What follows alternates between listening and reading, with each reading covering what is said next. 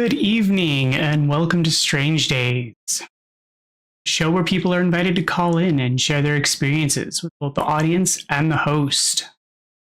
Our goal is to foster a sense of connection and understanding, allowing listeners to relate to the stories and feel less alone, promoting a broader sense of awareness of different perspectives, while the host is available to provide thoughtful feedback and support to each caller. My name is Mac. I'm your host, a disabled, neurodivergent, cisgendered gay man, playing through games while waiting for an audience to form exclusively on stream. If you want to call in or chat and need my full attention, I have no problem pausing the game. And if you're here for the gameplay or the vibes, that's okay too. But without further delay, let's play. How is everyone doing this evening? I hope you are doing. Has been a busy day as always. But I am here. Oh.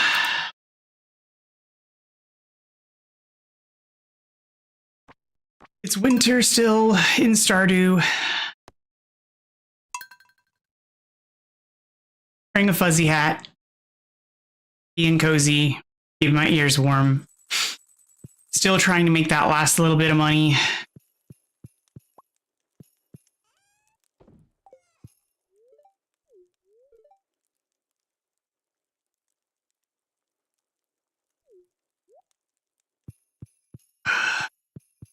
So I need another 1.5 million. I'm sure we can do it.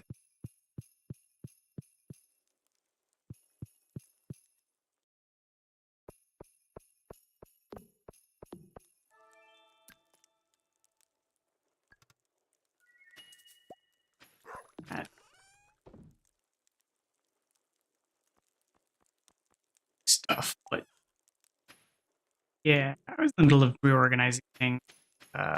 I probably already forgot what I was doing. That's what happens on busy days. I forget everything I was doing. Just like in real life.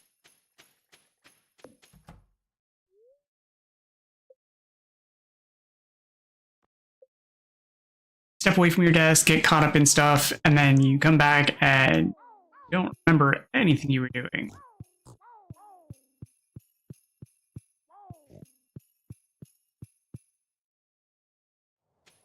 Good times.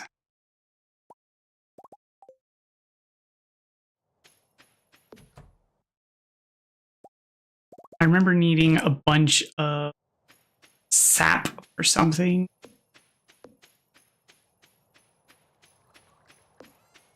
I hope it wasn't important.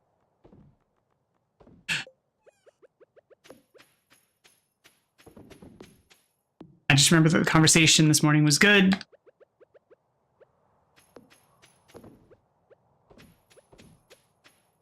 And that I have homework, and I took notes for the homework so that I can do the reading tomorrow or try to look up the stuff I need to look up.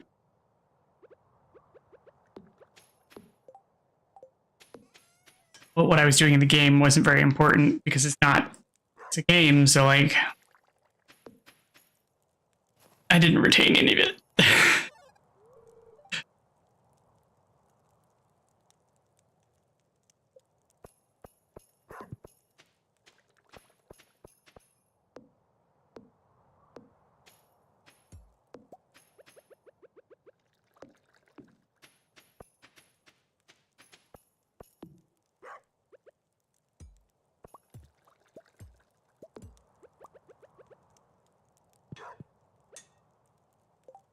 Oh, thank you for the follow, Abystan Gaming. How are you today? Oop, that was the wrong button, but... How are you today?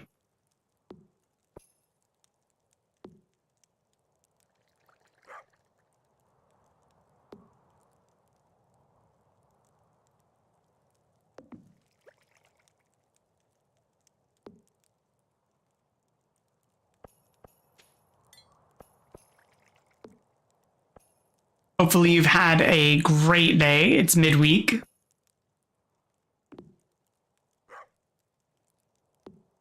I'm doing pretty good. It's been a busy day. So busy that I've forgotten everything I was doing. Does that happen to you?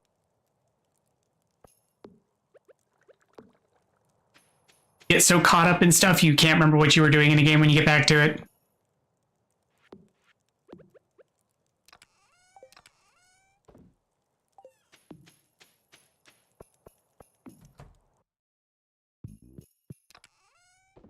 You're just like, I know I was doing stuff, but what was it?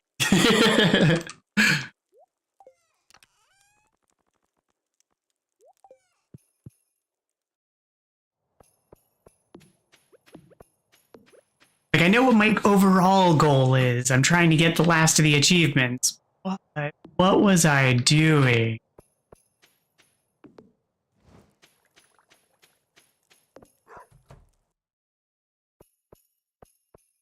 Like, I know I was putting down these tiles and trying to make money, but what was the plan?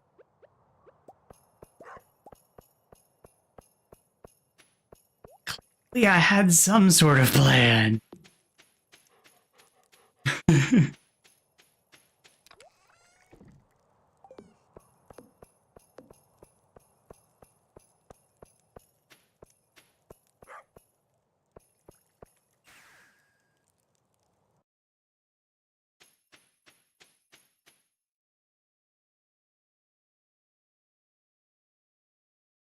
Cidery.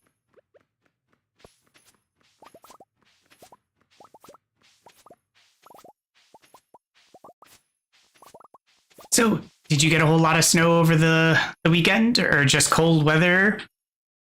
A lot of rain?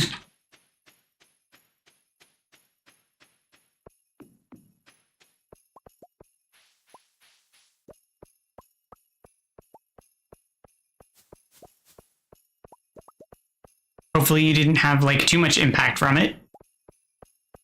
Oh, you got buried.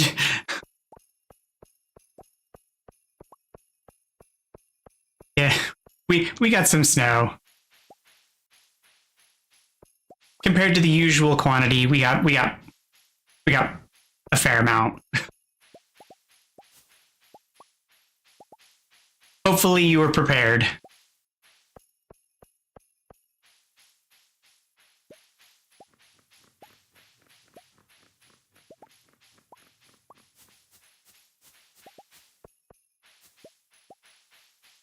We were maybe both prepared and skeptical, so I don't know.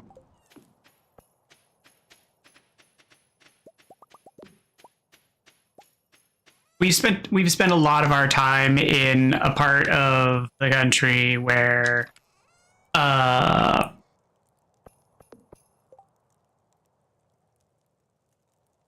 that's good. That's good. So at least you like have some preparations in place.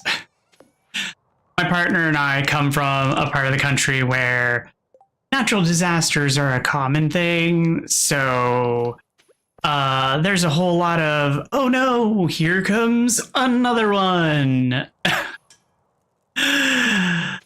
And so we're very used to the whole like, oh, is it a hurricane o'clock? Oh no. And so when they were like, oh no, we were like, well, whatever. I'm sure we'll be fine. And then when they were like, oh, it's actually going to be a big problem, we were like, guess we'll go to the store. And we went to the store and we were like, oh, look, all the potatoes are gone. I guess people are taking this seriously. All right, I guess, like, we'll get some stuff. Most of the things are gone. That's all right. We should get some. Oh, the toilet paper's gone. We'll be fine. We've got plenty. Sure. Because, like, I was raised in a household where you keep backups of stuff. So, like, you use the last of something, you have a backup. And then you refill the backup. And because where we live, there are so many different grocery store companies. and we can't shop at just one. And so we have to rotate them for different products because that's how it is here. And so we have certain products we get at certain grocery stores, so we have to keep extra backups because we don't go to certain ones except for like one or two things. So we're fine. But as the power doesn't go out, and if the power goes out, we'll probably still be fine. So the biggest problem we ran into was the most snow we've had here has been like a few inches. So my partner, we live in an apartment complex, they plow, and we don't have to worry about shoveling. So I got my partner like a foldable shovel to dig out the back of his car to back out. That was insufficient. That was woefully insufficient. It was woefully insufficient. It was laughably insufficient. I'm sure you are aware of how insufficient that probably was. It was... If we stay in this area, we will have to get a real shovel. Because we did not have a real shovel. I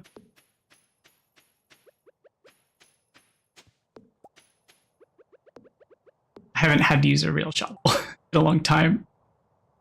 Yeah, no, that's just how I roll. Like, if you can't laugh at just a little bit of things, like, you know, you gotta find things to laugh at.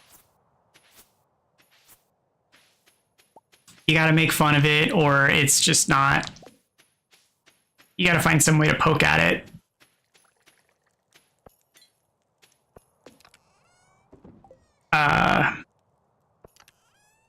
You gotta try anyway.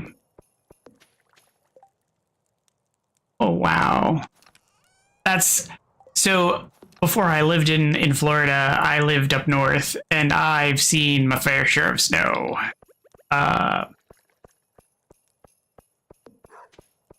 And I mean, I've seen a lot of snow. I lived up north in the Midwest, and in the Northeast. So, like, I've seen some snow.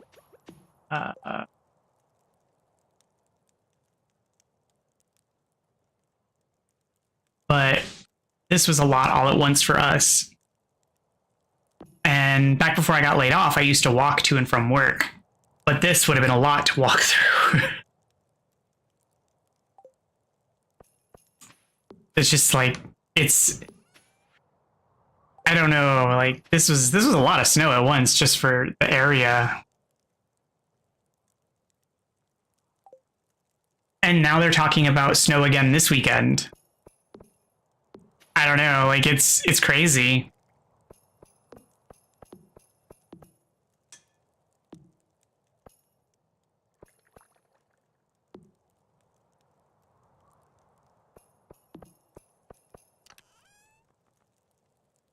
So much snow. Yeah, right. Right. Well, it's because like the season is shifting its time frame. Like when I was younger, the end of the winter season was January, and then like spring started to manifest into February. Is like that's why Valentine's was in February. At least that's how I recall it. But no, winter is now in the January time frame. That's what it feels like anyway. I don't know. It's sort of weird how it goes down now. It's very strange.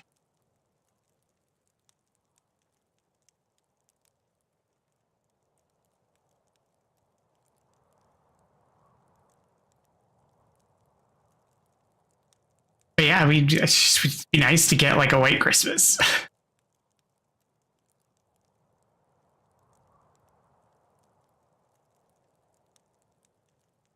Yes, exactly. That's why they named the show the way I did, because we're living in strange days. strange days, strange times. People might need to talk about it.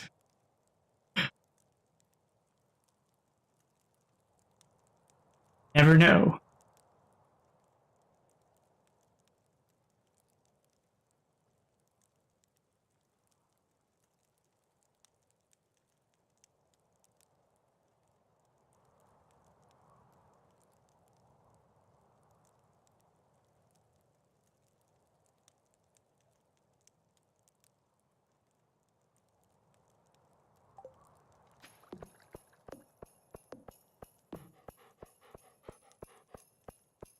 And I just felt like, since I have free time, I might make good use of it. Since I'm currently just trying to find work.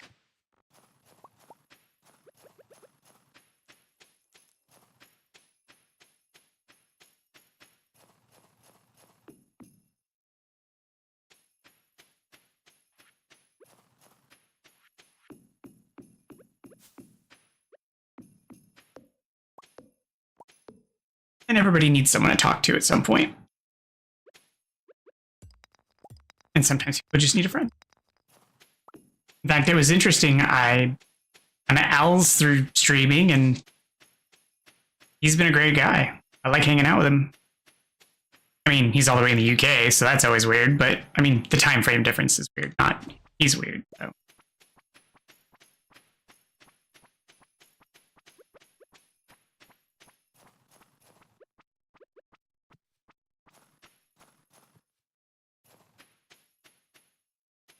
Yeah, I think it's a fantastic idea, and it's opened me up to like experimenting with some new concepts too. Like I have been absolutely averse to using social media. Like I hate ever since social media moved away from the original premise of interacting with people to keeping you on the platform for advertising and monetization and using algorithms for that purpose. I've hated social media. And so I've just avoided it except for anything that I already had. But talking with owls, I've reconsidered, and I've really enjoyed my experience on TikTok. Thoroughly and significantly more than any other social media interactions I've had.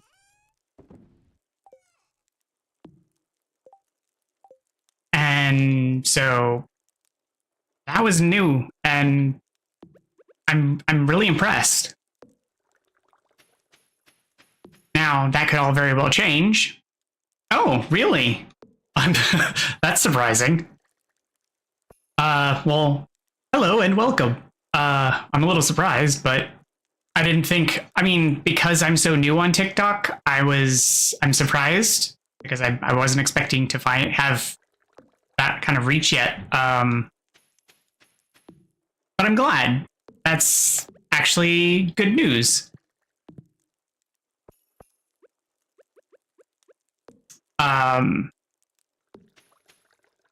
That's actually really good news. That warms my heart. I'm glad to hear that. Because it's terrifying. Because I feel like such a tiny fish in an enormous ocean on there because it is a deluge of media.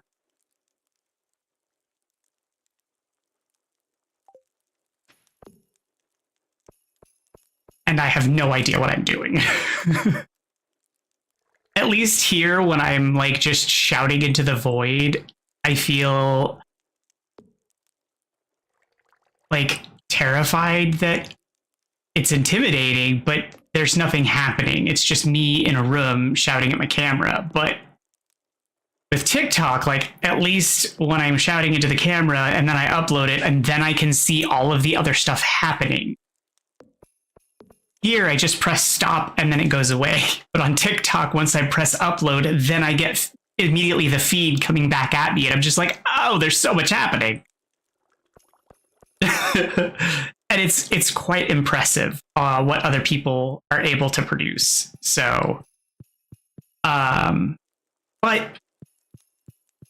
I I feel like it's,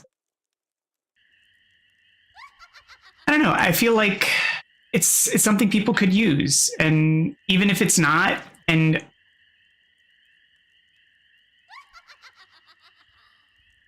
something that I've said since the very beginning is that I know that there are content creators that are very concerned with, I don't know, being scooped, or someone stealing their idea or running with their like shtick, or their I don't know, their concept. I'm not, because the show isn't me. It's not about me.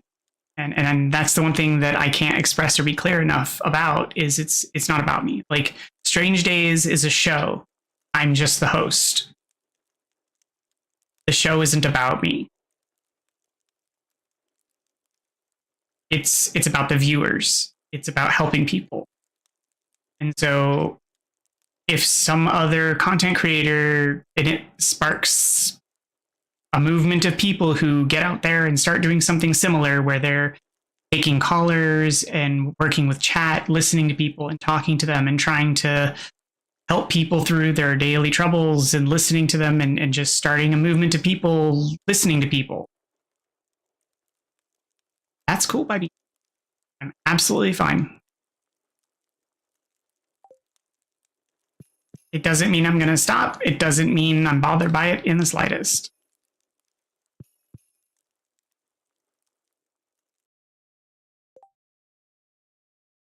Yeah, it's about helping people and helping others through helping people.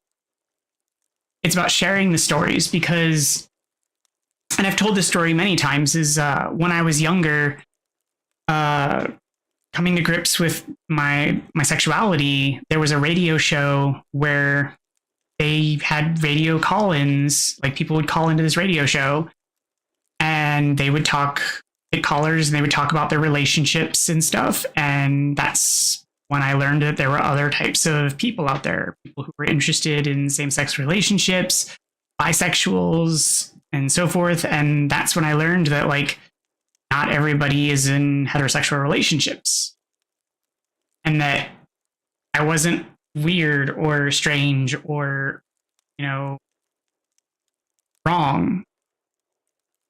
And that's important, to have that kind of dialogue, to have that kind of open conversation. And so having people call in here to have those conversations and to have that discussion, even if it's not their relationship, and just to have that conversation out in the open so that other people can hear it, is important. To know that they're not alone. So yeah, it's that conversation really matters. Because you never know who needs to hear that whatever they're going through, that they're not alone in that.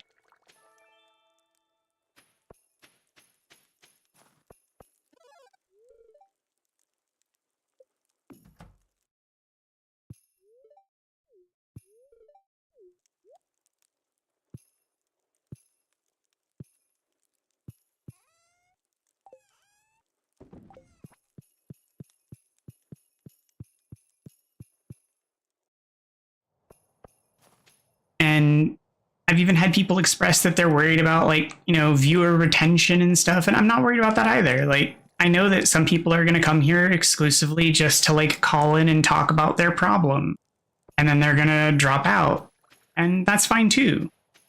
I don't expect everyone to necessarily stick around to listen all the time, because, you know, it's not everybody's cup of tea, which is why I want to set it up. And set, like, my original intention, I honestly didn't even think about, like, international people until I started the show in the first place. And some of my first people who wanted to talk were international, and they were stuck in chat because they couldn't call the phone number I had set up, which is why I set up the Discord. And I'm still contemplating other methods for them to be able to call in.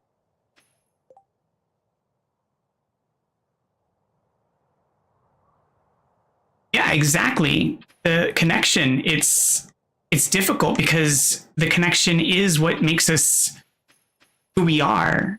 our knowledge, memories, and experiences determine, like us.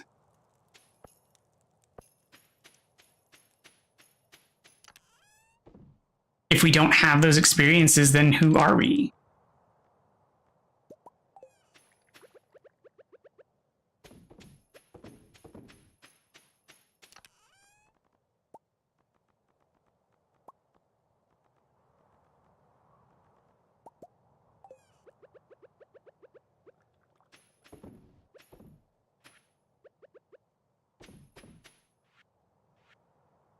But those international visitors were difficult at first, trying to figure out how to like get the connection set up and trying to establish those things. But we worked through chat initially at first to work those out. I've had some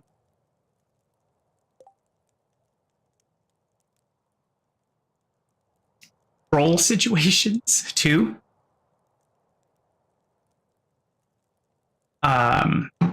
So the most recent TikTok that I uploaded was Friday.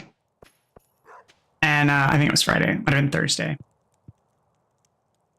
And like that evening, I had trolls raid my YouTube stream because I dual stream. And that was a thing that happened. That I was also not prepared for. To the point where I had to shut down the YouTube stream. Because apparently my config, because I haven't had a whole lot of people on the YouTube stream, and by a whole lot I mean none at that point. But it's now reconfigured and should be good.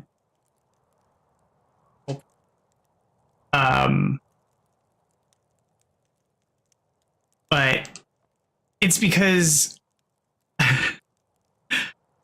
yeah, it's gonna happen though. Like it's a matter of trial and error and testing as it expands and people, test the securities and it's gonna happen to anyone who streams and they expand onto different platforms. But unlike a lot of other streamers, since it's not entertainment purposes exactly, it's meant for communication. It's meant to reach out to people. I don't want to have like platform exclusivity. Like I want to reach people, and so I want to spread out because not everybody is familiar with one particular platform. I mentioned it to some people at my work support group meetings because I got laid off last year. And so some of the people that got laid off with me meet once a week to support each other in trying to find work. And I mentioned that I stream on Twitch, and everybody at the group looked at me and went, "What's Twitch?" And I was like, "Oh, it's like YouTube, but for live streaming." And they were like, "Oh." So not everybody's familiar with what Twitch is. So telling them that what YouTube is, like, they know what that is. Even my therapist, when I was like, "I stream on Twitch," he's like, "What's Twitch?" I was like, "I also stream on YouTube." He's like, "I know what YouTube is." I was like, "Okay." But also being able to stream on like TikTok, which has its own issues. Like I can't stream there yet because apparently TikTok has criteria before you can stream there. You have to have apparently 1,000 followers. So also why I am putting up content in order to start building up a follower base so that I can stream there at the same time, because I can multicast. It's not that I feel like I'm going to be so big. It's just,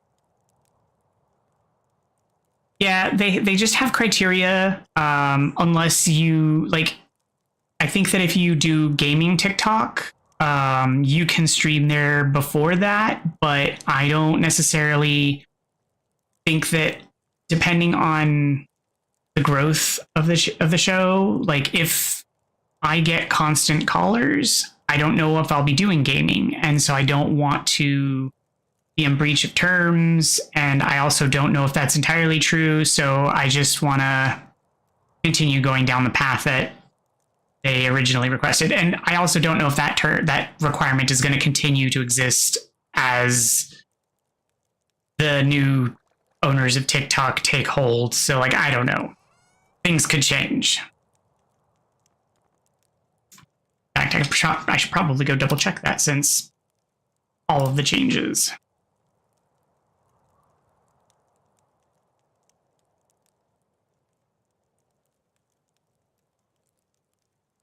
But there's also a lot of content creators on TikTok that are looking to switch services anyway after the changeover.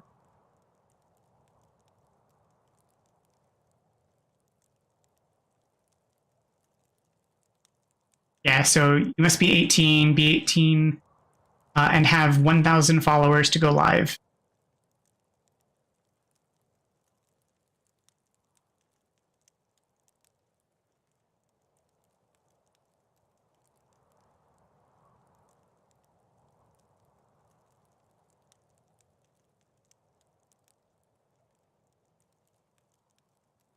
Yeah, I've been trying. It's just awkward because I am not a mobile creator, so I'm not used to using TikTok in the first place. So, like, I have not used TikTok as a user, let alone as a creator, for very long. So even just the idea of the interface and the interactions are still new to me. So I do all of my editing and filming. So all of my filming is done using the same software I'm using now, plus more on my desktop. And then I upload it using a browser into TikTok's browser interface.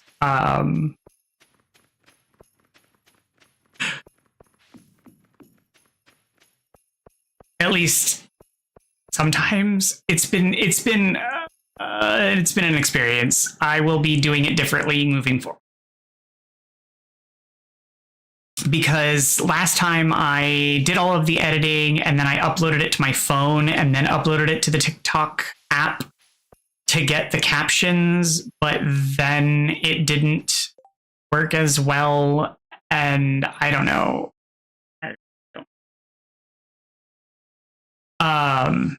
So I may be just doing the captions using the same type of captioning software I'm using here to do the captions and then uploading it on my browser. But I don't know. I might be doing some A/B testing because the one I uploaded via my phone seems to have had better reach.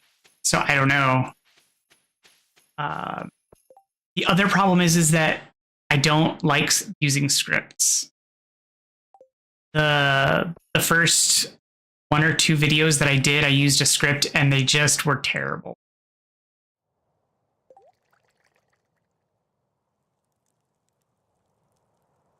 Yeah, so I'm thinking that might be the case. So I might still do like my captions. I might do all of my editing on a computer and upload from my phone still.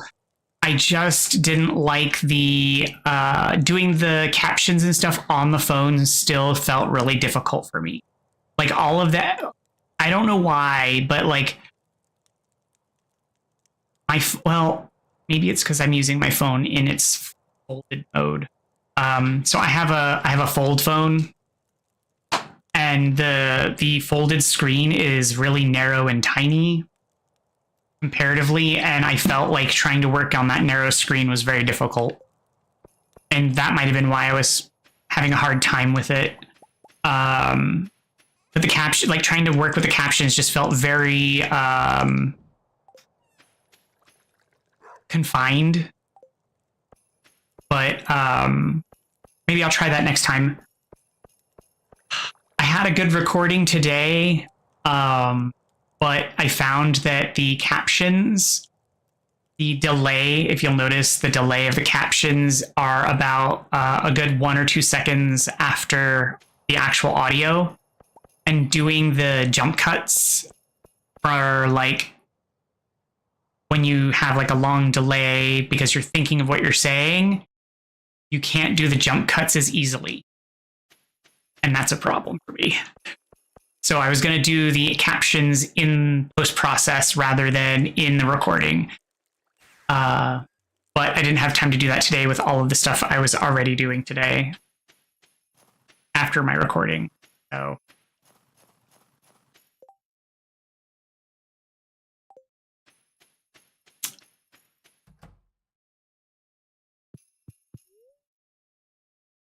I don't do captioning. I make software do it for me. Because I'm lazy and I just don't have the patience to like transcribe if I don't have to.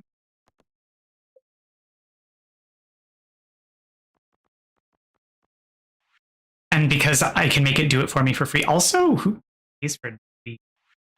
I use Caden Live.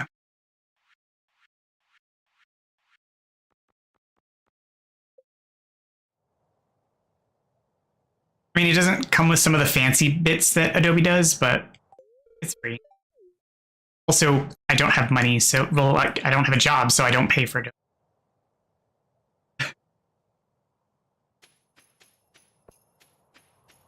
I used to use Adobe Premiere, but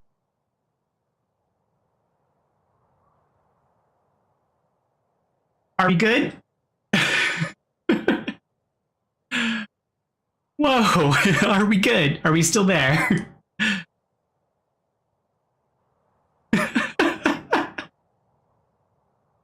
What even just happened?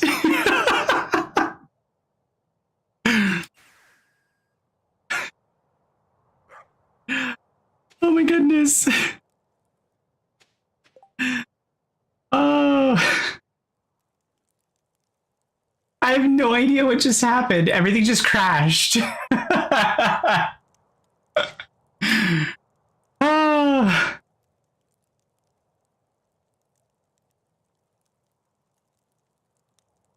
That was a panic.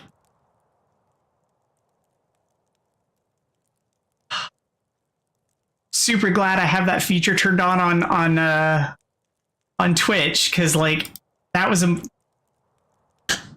thank you, whoever that was on TikTok who had me turn that feature on. I don't remember who you are, but bless you.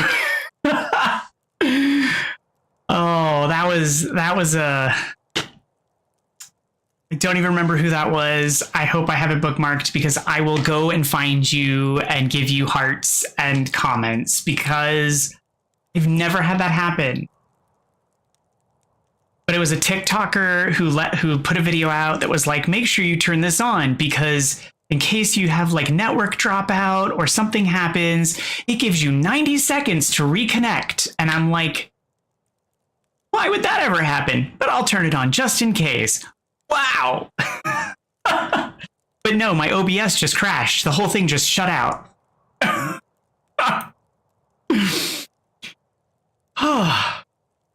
And surprise.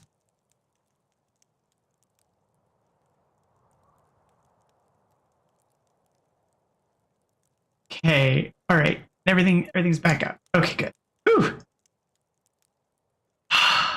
Here I was saying like, oh, blah, blah, blah. Things rarely happens. I know, right? That was so random.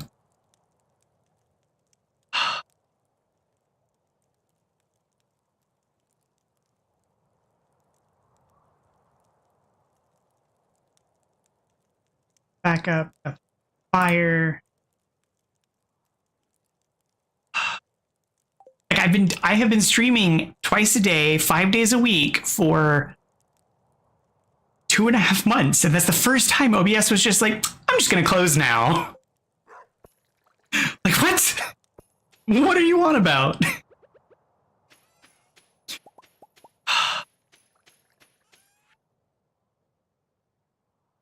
I don't even.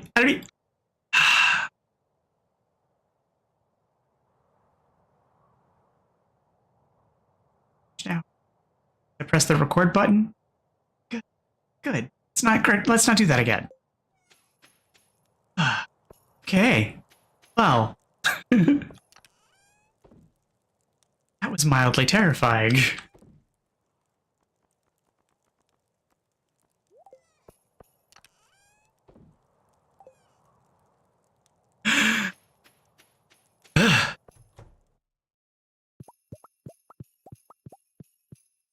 Oh yeah, no, I have tons of games. Stardew was just recommended to me by one of the well, someone I don't know in real life. So I definitely don't play a lot of cozy games in real life. Well, I mean, this is, but under normal circumstances. I tend to play a lot of first-person games. I like survival craft and cooperative games because me and my partner like to play games together. Recently, I had been playing a lot of Killing Floor 3. And I met some people on Killing Floor 3. And one of them had me join her Discord as part of her, I don't know, crew. And because I didn't really know her as a real person, and I liked playing with her, and she seemed like cool people, I felt that the asking of her for advice was sort of the same thing as I was asking other people of me in my stream idea. So the parallel seemed it seemed very appropriate to ask her advice, what she thought I should do, because I was struggling sitting in a room, staring at the camera, talking to myself for 2 hours at a time, doing nothing other than just talking to the void. And she recommended I play a cozy game like Stardew while I wait for people to kind of gather, or for the audience to sort of form. And I was like, I wasn't sure about it because I felt that might kind of corrupt the premise of the show.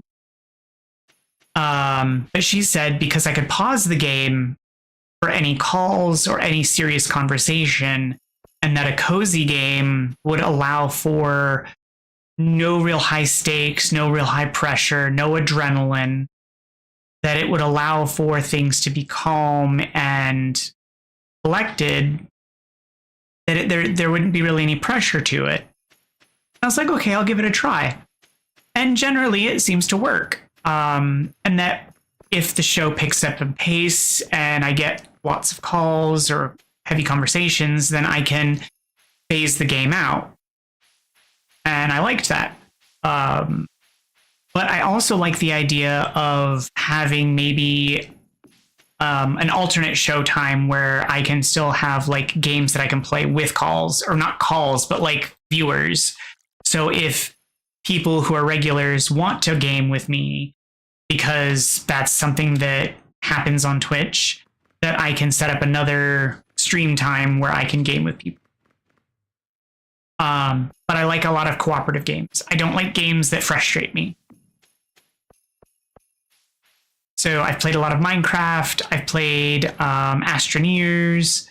Yeah, this is my first playthrough of Stardew Valley. I've briefly played it before, but I was like, I didn't understand some of the mechanics. It seemed really slow for me at the time. I tried modding it, but then I put it down and walked away. This is my first real playthrough. And it's really cool. Like, I like it. I don't think I would have given it a real chance had I not been told to play it for the show.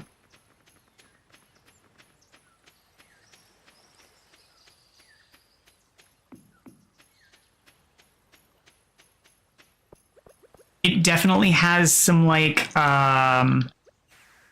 hidden mechanics to it that can frustrate, though. I don't mind games that have difficulty. I just don't like games that frustrate me. So like I can handle challenge and I can handle difficulty, I don't like games that seem to be intentionally frustrating. Like if it's, how can I put it? So like Stardew has mechanics in it that seem like they're intentionally frustrating. There are certain mechanics that seem like they're intentionally frustrating. So like the fishing minigame, there are parts to it that seem like they're intentionally frustrating.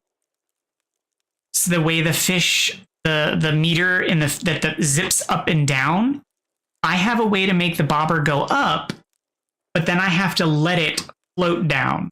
I don't seem to have a way to make it go down as fast as the fish gets to go down. And that's frustrating. Like if I had a way to control it to go down and it was a way of, if it was a challenge for me to keep up with it, that's one thing. But if the fish gets to go down faster than me, that's kind of unfair. And I find that frustrating and intentionally so. And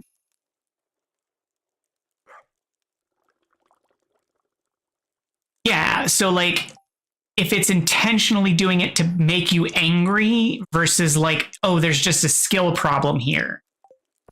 Like I don't like games that do it to just make you mad. So like I don't like Dark Souls, not because it frustrates me, but because I'm terrible at it. I'll watch people play Dark Souls. I can't play Dark Souls because I'm terrible at it.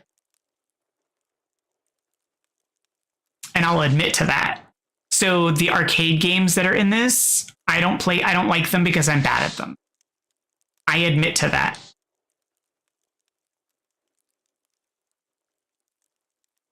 So like there's the twin stick shooter, like cowboy game that's in this where you have to shoot the zombies. Like I'm terrible at it. There's the free running style game in this that I'm terrible at, where you're the little Junimos in the carts. I'm terrible at it. So like I've basically written off getting 100% achievements in this game because I'm just not going to be able to do those. Those frustrate me, but because I'm terrible at them, not because they're intentionally frustrating. I feel like that's a distinction. Like they annoy me because I'm bad at them. I don't like games that make me angry because the mechanics are intentionally mean. Like I just feel like some games are just intentionally mean to me, and that makes me angry. I can admit when I'm sucky at stuff, but when like I feel like it's being mean to me, not because I'm sucky, but just because the mechanics are terrible.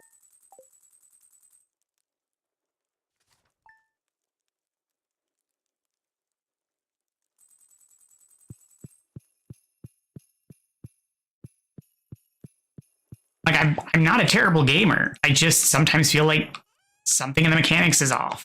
But I also know that I'm not the best gamer in the world either. Some new bottles of wine.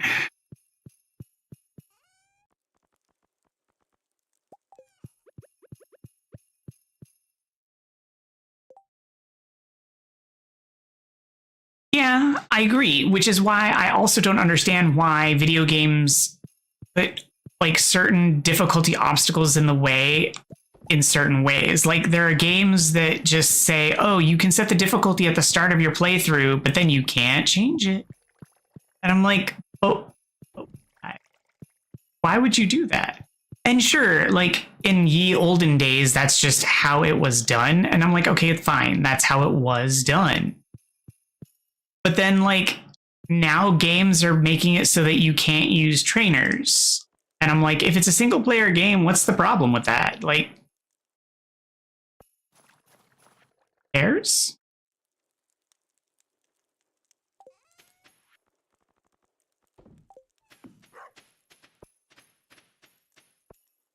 If I'm having fun and I'm not hurting anyone, what's the problem?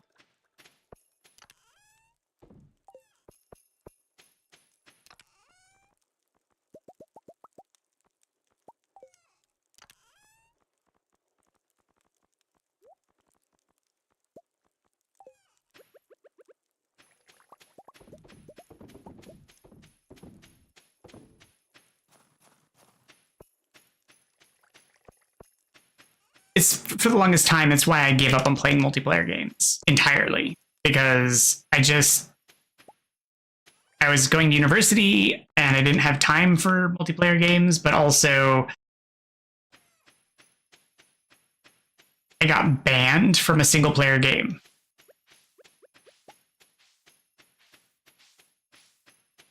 As odd as that sounds.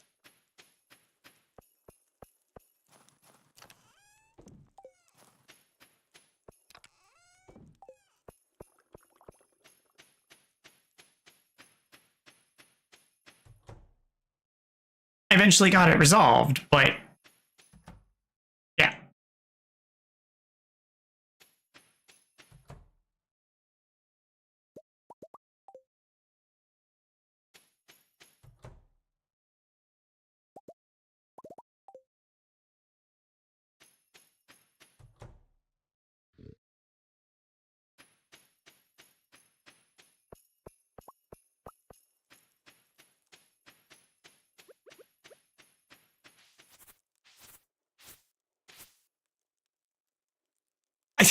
Blizzard.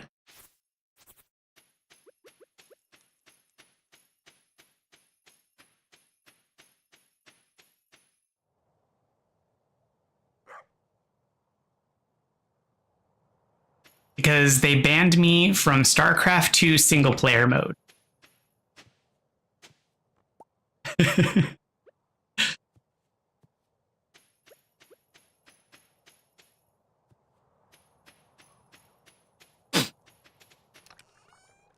And the only way that they would undo it is if they stripped my license for the game.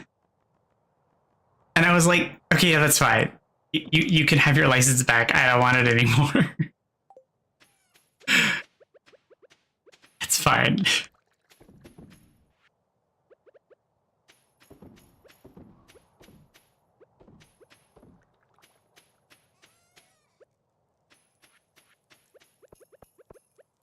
Because at the time I was attending university and I was like, I don't have time to like, I wanted this story. I had been playing StarCraft since the 90s and I was in it for the story. I didn't have time to dig through like the grind. I wanted the story. I wanted to know what had happened.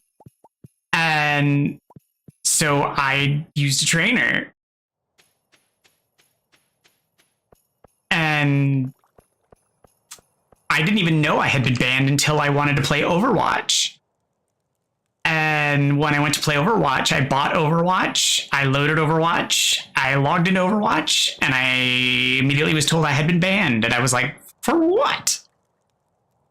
And then I contacted Blizzard. They were like, oh yeah, your StarCraft has a ban on it, so you can't play any Blizzard stuff. I was like, for what? I didn't even play multiplayer in StarCraft. Yeah, illegal stuff, illegal software modification. I was like, oh, fine. Well, how can I fix it?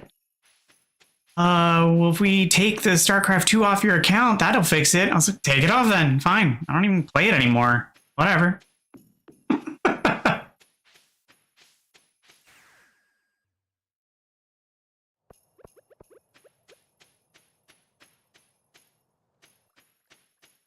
I mean, it's still better than Bungie.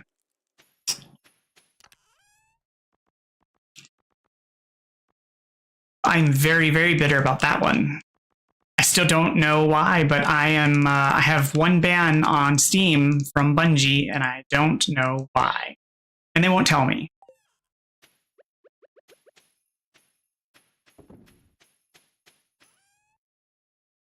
I won't either. I am still like full on in a like boycott over what they did to Overwatch. Like I haven't touched it since then, and I won't, because I am very upset. Because as I said, I like co-op. I am not a big fan of PvP. They made a big promise of like PvE in Overwatch 2, and then they went, JK. So yeah, I am definitely on the same page with you. Maybe not for the same reason. I don't know what your reason is, but yeah, no. Ugh. definitely displeased.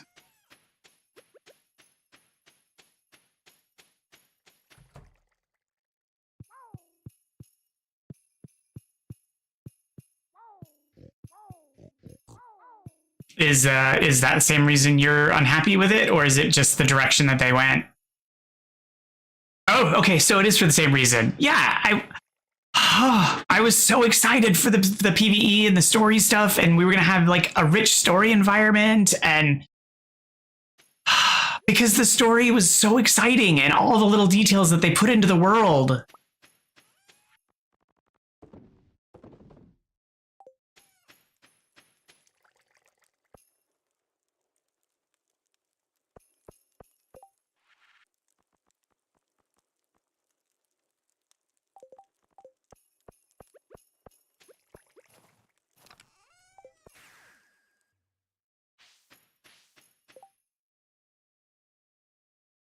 Yes, and all the story and the development they could have had with the story. Like, they could have prepped it for a TV show, toys, a movie. They could have made like an entire cinematic universe, a franchise. Like, they could have really like baked that out into like a whole new like everything, and they just didn't.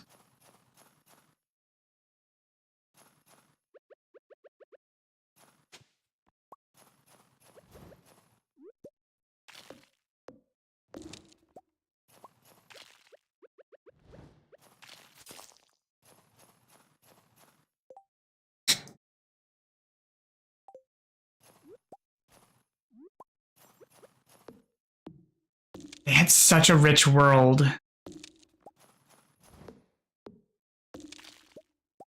And the amazing stuff people did with all of the like the workshop mode.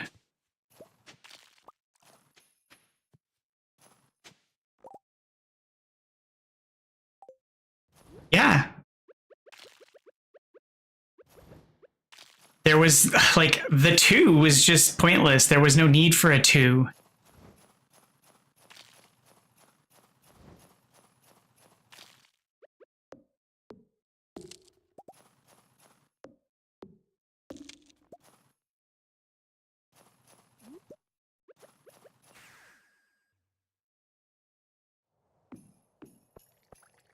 It was essentially like a heartless rebrand.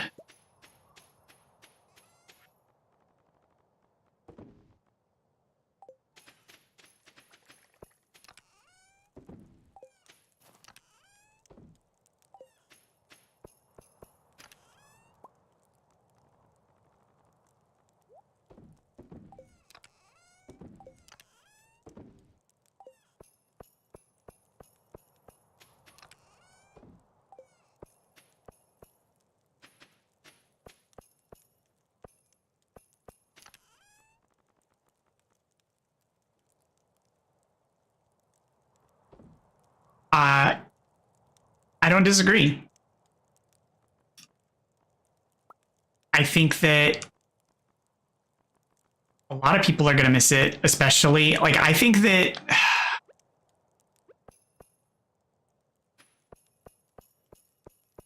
we're going to start seeing a lot of issues in tech spaces in general. Because we've seen the corporate greed hit like a major pinnacle with gaming and tech, where they're going to start seriously seeing issues with the fact that people are just they're not going to be able to like sustain it.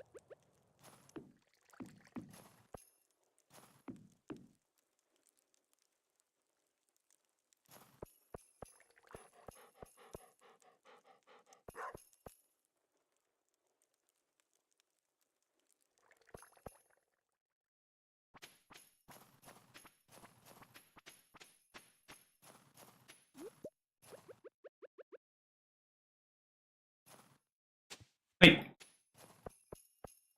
all of them are trying to push their AI, but everybody's got their own.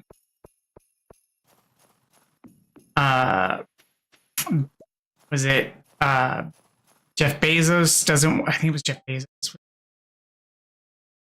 Jeff Bezos doesn't want anyone to own computers anymore. He wants people to lease them from them in the cloud. All the computer parts manufacturers are basically stopping commercial sales and moving them over to AI parts production.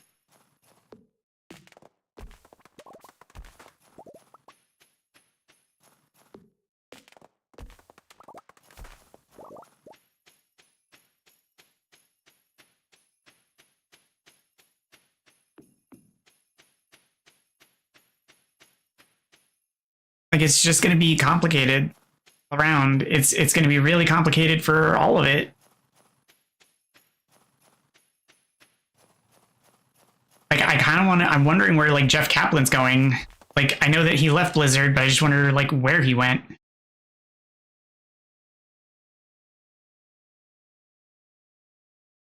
Absolutely. I have been a huge fan of indie titles. The problem with indie titles, though, is sometimes the indie titles sell out, and that is also horrifically disappointing. Like Risk of Rain, Hopo Games sold out to Gearbox, and then Gearbox is, well, Gearbox.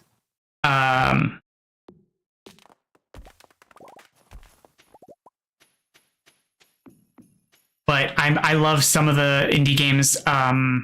If you like shooters, I mean, we were just talking about Overwatch, so clearly you have some love for shooters. But Gunfire Reborn is a fantastic roguelike hero shooter type game.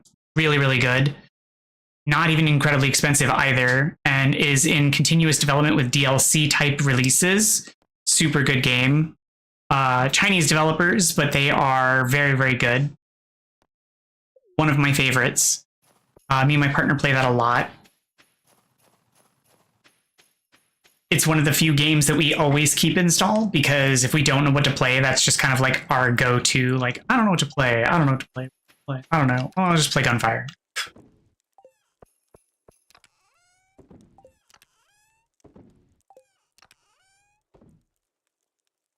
It is cute. It's cute, but it can also get really hard. They have so many varying difficulties and different game modes, different heroes to play with different skill types. They have some heroes that make the game a little bit harder depending on your play style. It's cute and fun, and they have different like bosses, and it's also a great, like, it's not even that expensive. It's $25, I think, for the base game, and you get, what is it, 4 or 5 heroes to start, and then each expansion comes with 2 more heroes. And we've been playing it since pre-release, or early access, or whatever they call it, when it was still early access green light. But it's such a great game. They keep releasing new levels, new bosses, new play modes, new game styles, new heroes. It's such a good game. They also have seasons where they do like a battle pass style thing, but it's always free. And if you miss anything in the battle pass system, you can always buy it with the in-game style currency, which again is free. You don't have to pay any real money for anything in the game, just the DLCs that come out. You earn those as like the roguelike currency that you get for the cycling that you do, that you can upgrade your heroes. That's what you use to buy other stuff in the game. That's the freemium currency, I guess, that other games use that you pay real money for. But it's a lot of fun, and it's cute.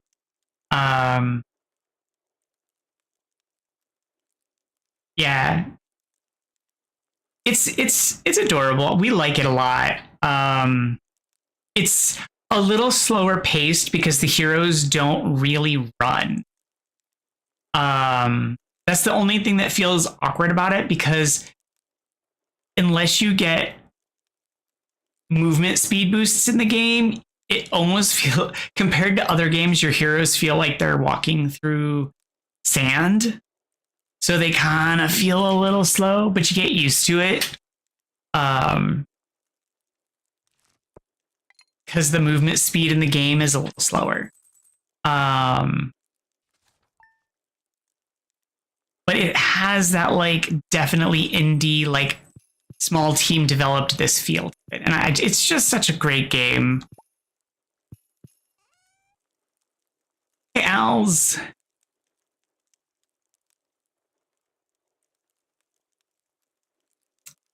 Worries. You know that you're always a drop in, drop out, like just anybody else.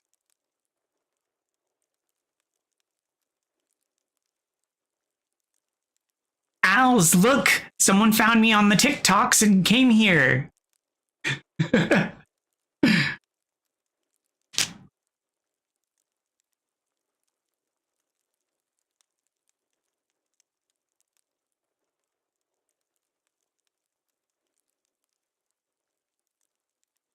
Oh, you good job.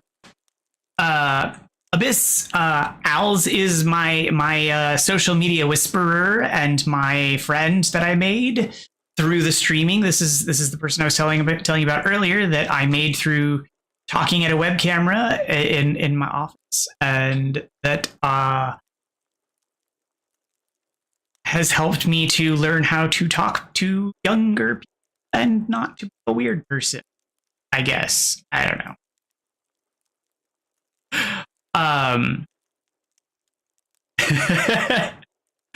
Well, I mean, if you think about it, there's like a huge age gap because I don't know how to social media and you do.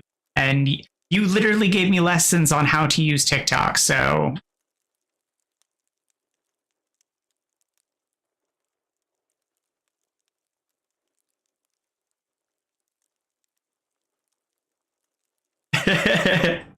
I feel Al's constantly pokes fun at me. Like I am not incredibly old. I am technologically literate. I fix technology.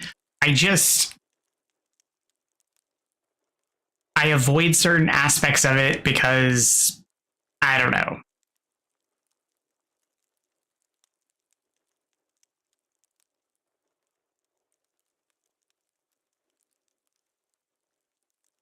Some weird. Anyway, go back to your art. Go fixate. It's fine. I take it well. If it makes you feel better, as long as you don't poke at the sore spots, we're good.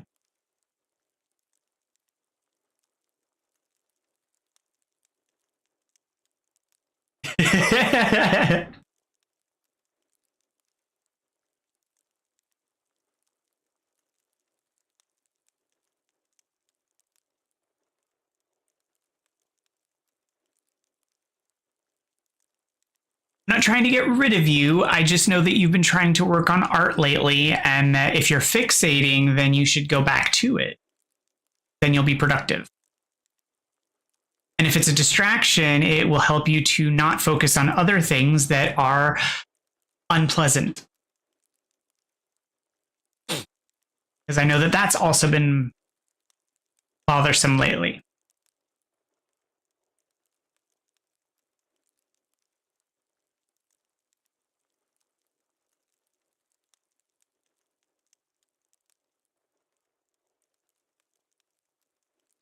Clearly, because you didn't message me back.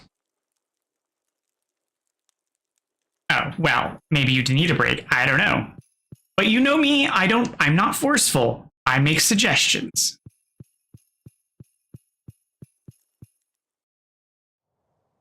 Yes, I did message.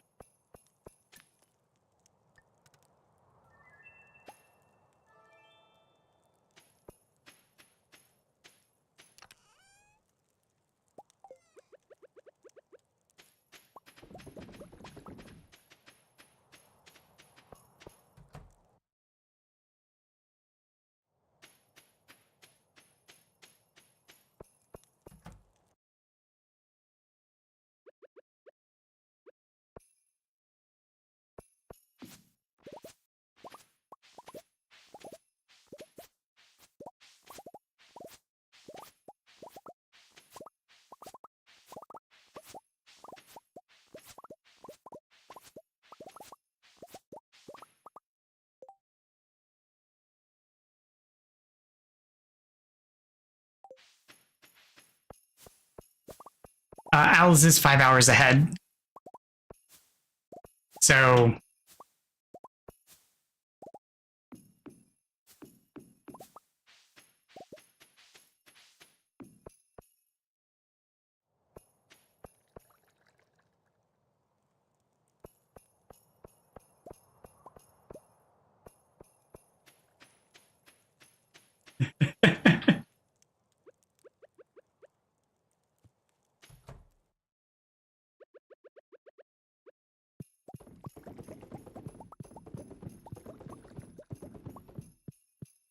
I mean, sometimes it's easy to focus down on stuff. Sometimes it's not.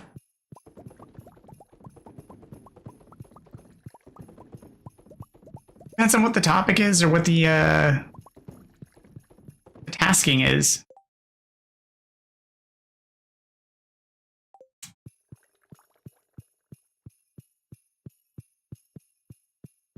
Which is why I'm also encouraging owls to get back to it, because that kind of focus is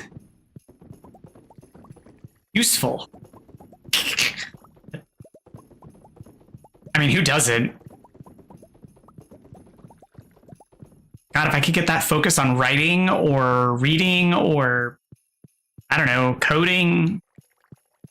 No, I usually get that on like binge watching a show or file management or, you know, stuff that isn't as important or useful.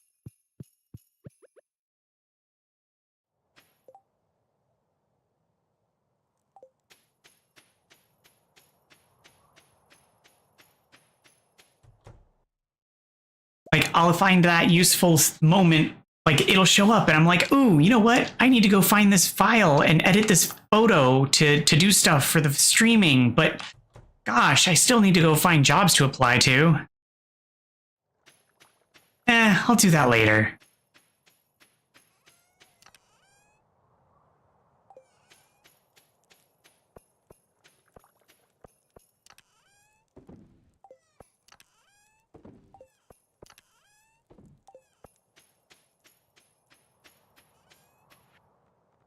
Although thankfully I already found the 2 jobs this week, so now any other jobs that I apply to are just bonus.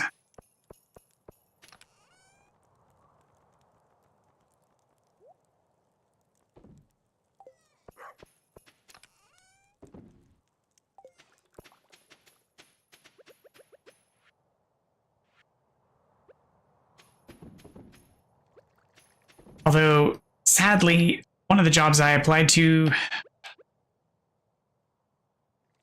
a random creative inspiration.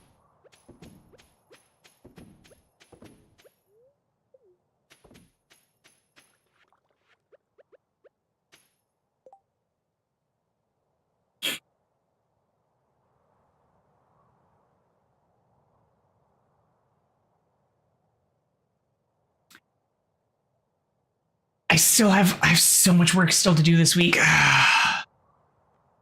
I'm still trying to get other stuff in order around my life, but I still have other work I need to get done. Like, I still need to get another video loaded up because all of my social media work has been so focused on TikTok, and I feel like such a dunce because the video I uploaded to TikTok I was planning to put elsewhere, but I specifically named TikTok in the video, and now I therefore can't really use it on others because it would sound weird.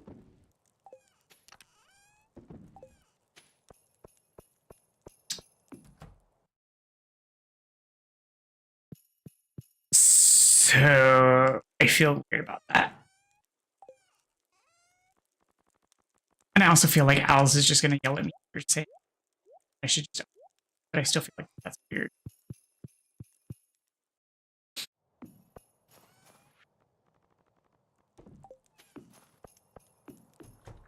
If he's even still in chat.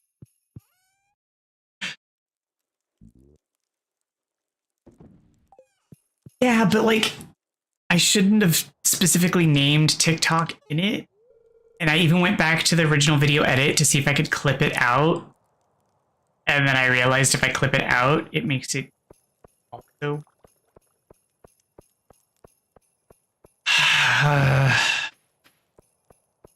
I don't know. It's fine. It's fine. It's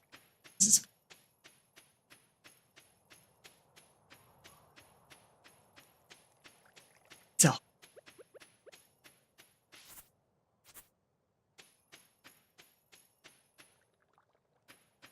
Well, I mean, it's all not going to really matter anyway because I'm in the process of like structuring new accounts on like several platforms anyway. So I don't even know like what I'm supposed to do with new accounts on platforms. Like I don't even know like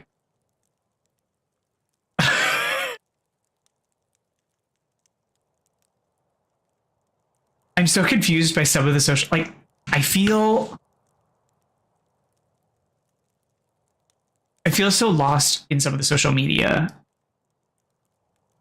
Because to me, I thought Instagram was static images at first. And then I thought it was videos. And I guess it's both. Or just kind of whatever. And now I don't know what I'm supposed to do there.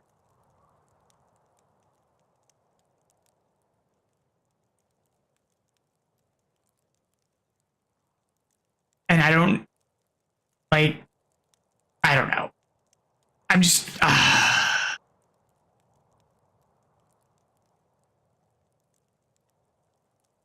it is so weird. And I also have a Blue Sky. And is Blue Sky video? Or is it pictures? Or is it just text? Or is it all of the above? Like, I don't know. Would you people just pick a thing and be the thing? I don't know. Like, just be a thing.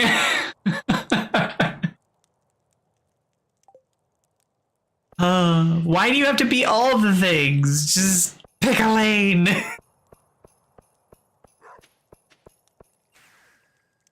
No, it's fine. It's overwhelming is what it is. It's supposed to supplant Twitter, so it essentially is, I guess, supposed to do everything Twitter does.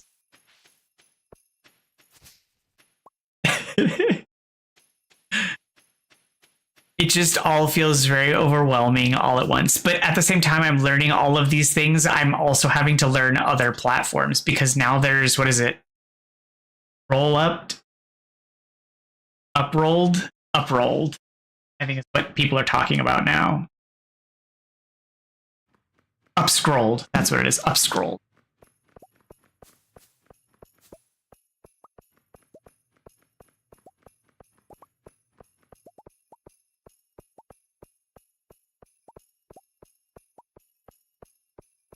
And I have to say, so I'm a big fan of reading the fine print of things before getting involved, if you can't help it.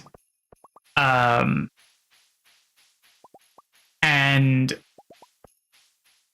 I was very impressed with Upscrolled's transparency doctrine and their licensing agreements and privacy statements. I was very, very impressed with their documentation. Because unlike everywhere else, all of their materials are well written and archived. So not only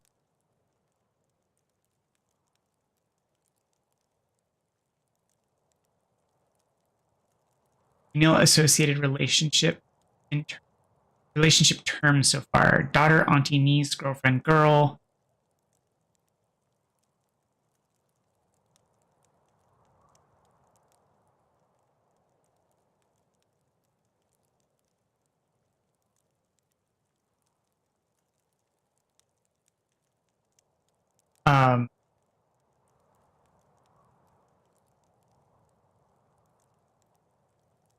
sister.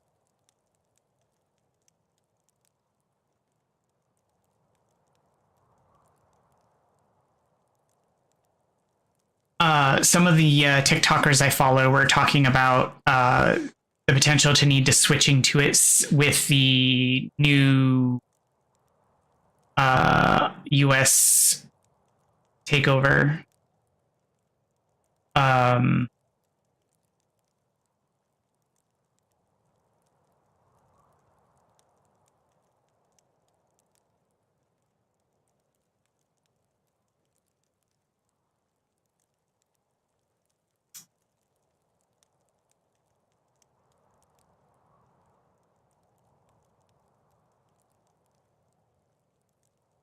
That not open up a program? Nope, that one.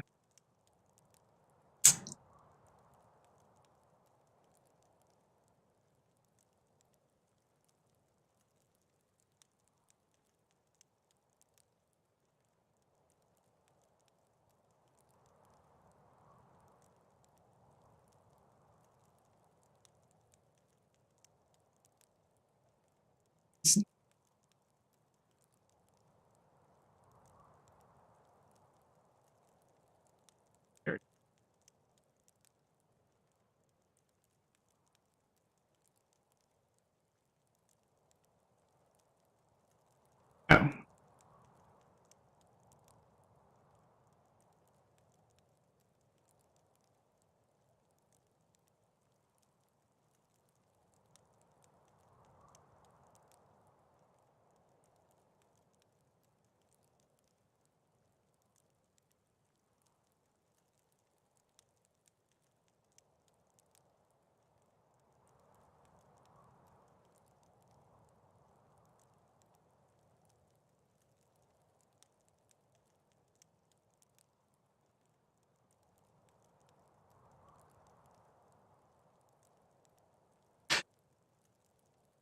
That was useless then.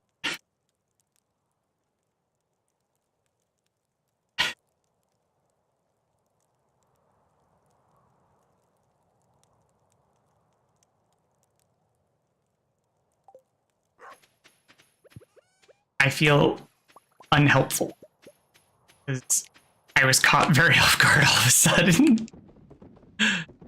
We were doing art. That was not art. That was Mad Libs. It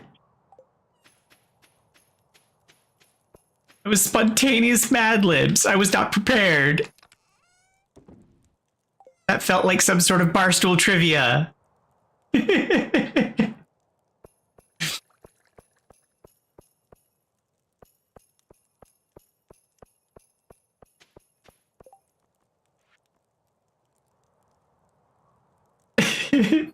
You were way more prepared than I was. I was like, sister?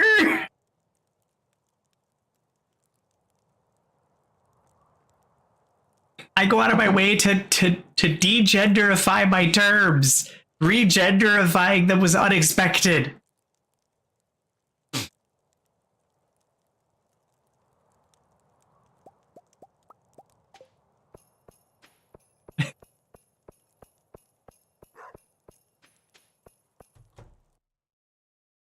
Like, I have been actively trying to remove the gendering, like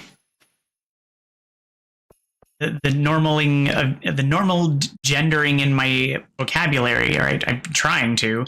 It has not been easygoing. So like all of a sudden, be like, female gender terms. Ah, no, well, I don't know. Pick something else.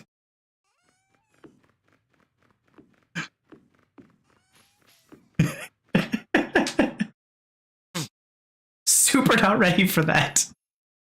Well,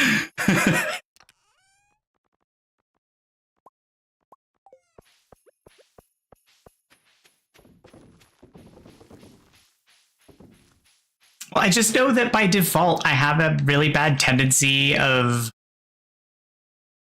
masculinizing.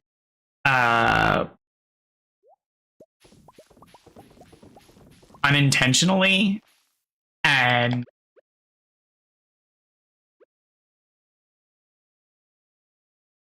I know that that could be mischaracterized. And so I've been actively trying to just default to they, them pronouns for anyone that I don't know. And in general, I try to default to they, them pronouns as a safer alternative.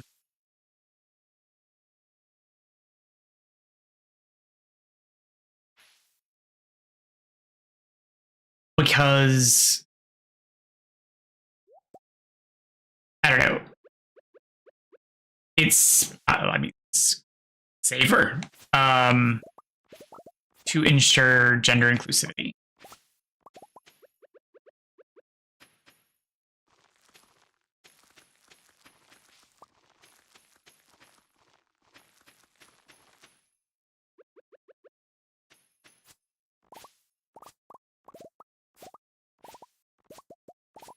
It does cause some feedback at times.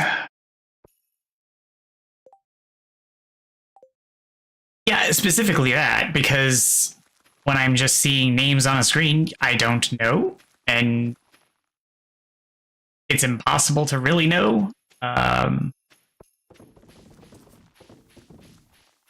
But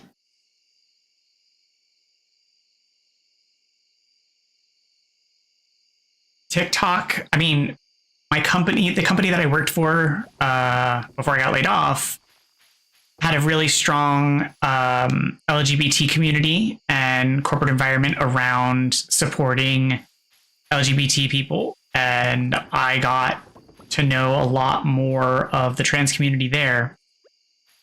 And my nephew is trans, and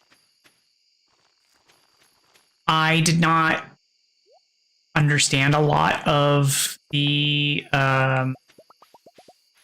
hardship when I should have. That trans individuals have to go through, which is honestly stupid, knowing that a lot of what they have to deal with is similar to what LGBT similar, not the same, but similar.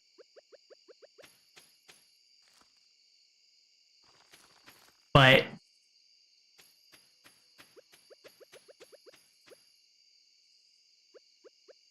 I have made an effort to be more supportive and understanding and accepting of my nephew and the trans community. And generally, everybody. Because I feel like it's a small step that we can all make. Is to just be accepting. So it's kind of what being at that company helped me to sort of see. Is part of why I took the effort to add the captions myself. I know that Twitch offers that feature. I just don't like the idea of feeding all of that into another online server, having all of that fed elsewhere, feeding into the AI, machinery, and so I'd rather just use a localized algorithm that isn't going into feeding something else.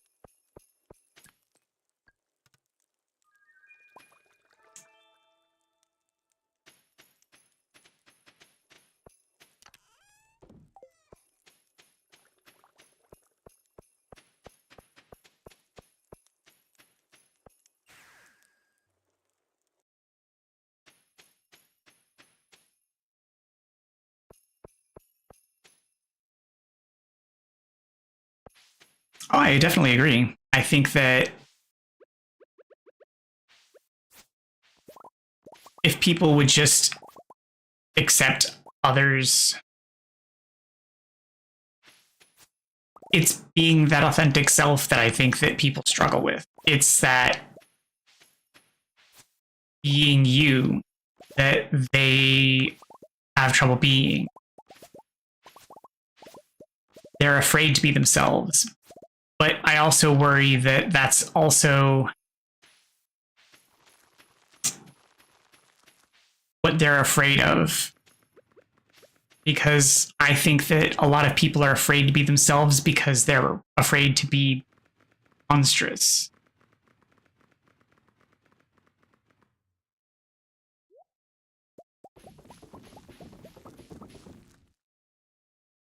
Because I think that some people are aware of the terrible things that they would probably do. Because I don't know. They are like, they suppress others because of the terrible things that they do. And they're afraid that those people would do those things to them. So that's why they suppress us.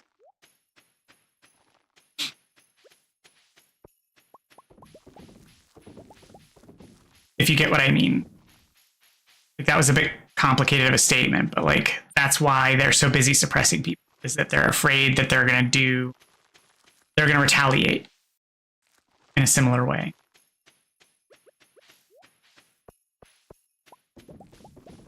But we're over here too busy just trying to be, you know, people.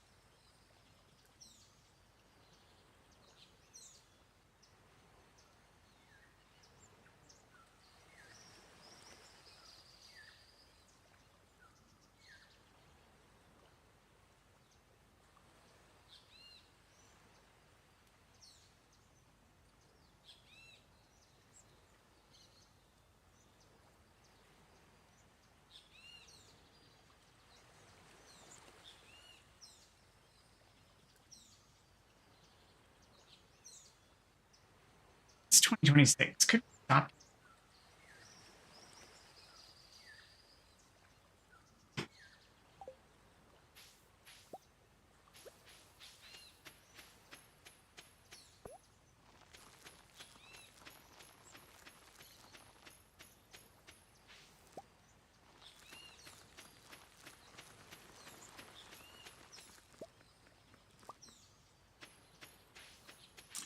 Like, I just feel like, I don't know. It's 26. Can we just stop with the spam?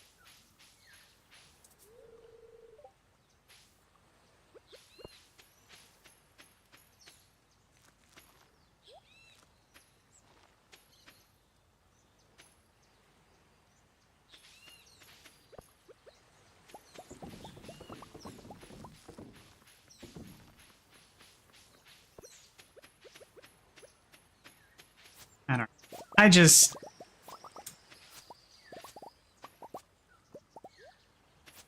Oh, in my email. Sorry.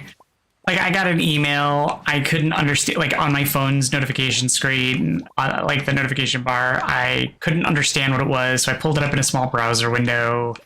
And it was something about iCloud and my payment not going through. But I don't use iPhones. So I'm like, yeah, sure. And then I flagged it for spam. So I don't use iPhone. I don't have iCloud. So I'm like, yeah, that's definitely spam. But I'm just like, come on. Could we just... And if I check my spam folder, I have so many from people trying to tell me that my iCloud payment didn't go through. Like it is all that is in my spam folder right now. And I'm just like, why are we hammering that as the latest spam thing right now? I don't know.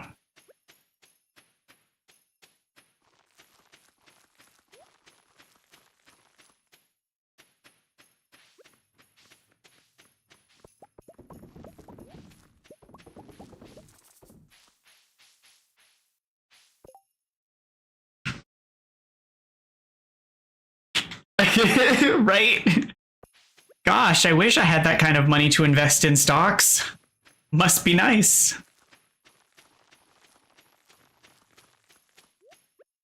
Silly me, I invested in education. Oops.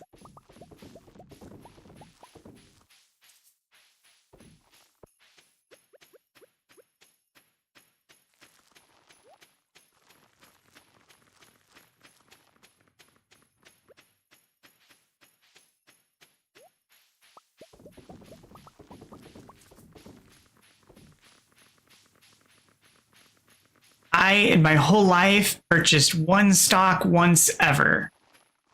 One time. Ever. A single stock. It wasn't even for me.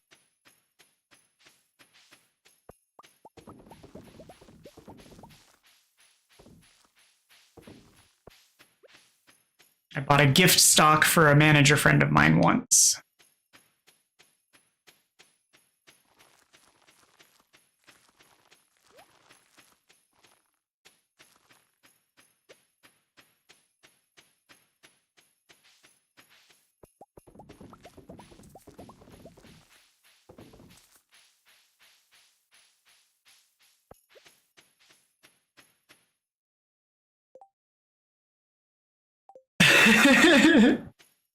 Well, you can buy like gift stocks. You can buy single shares. So like it's a thing.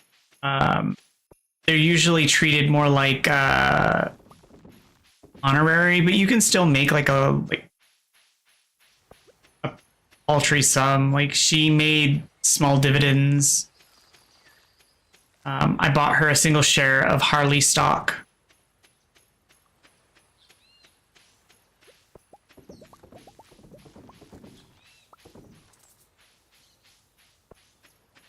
Welcome back.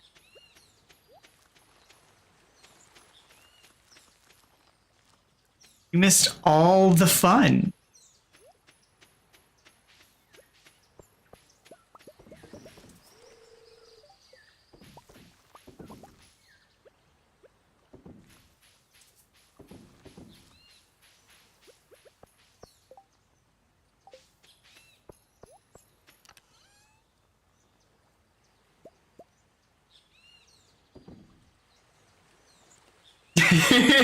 No, I don't.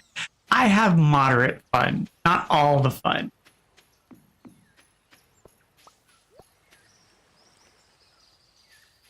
And typically it's fun when you are here, which you know.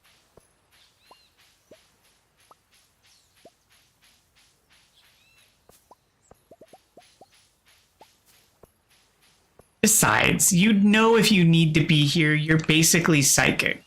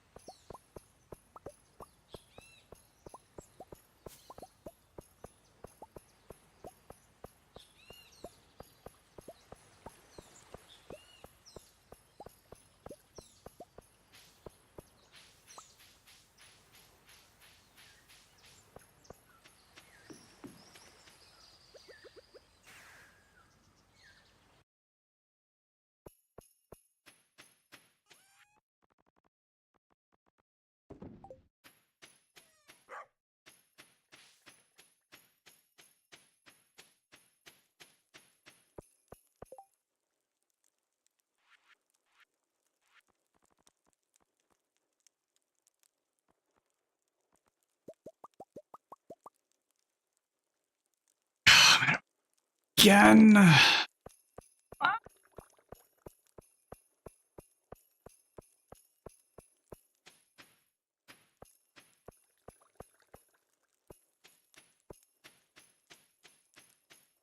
game.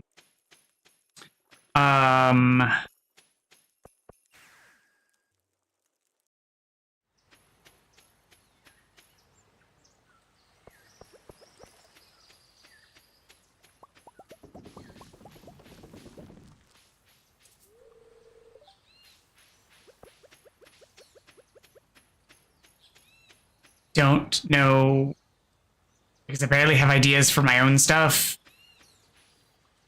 I don't know.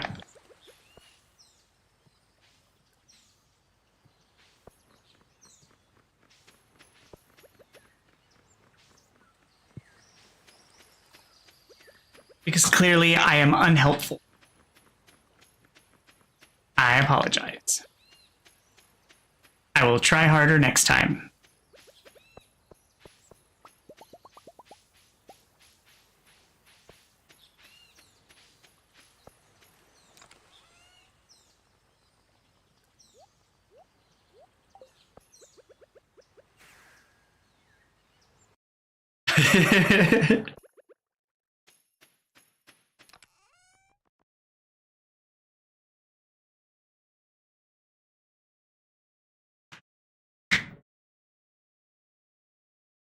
See, that's one of the struggles I'm having right now, even for like in the job market, is coming up with ideas of like what to do and where to go. One of the people at my job meetups online, one of their friends suggested that I try and use AI as a career coach, and I'm like, I don't know. Sounds kind of sketch. Because like, I mean, like AI has its uses, but I don't know. AI recently helped someone not help themselves. Exactly my thought. The very reason that I'm having problems in the job market. Let's go to that problem and say, hey, help me help myself. Thanks. Let's I don't know how well this is gonna go, but sure.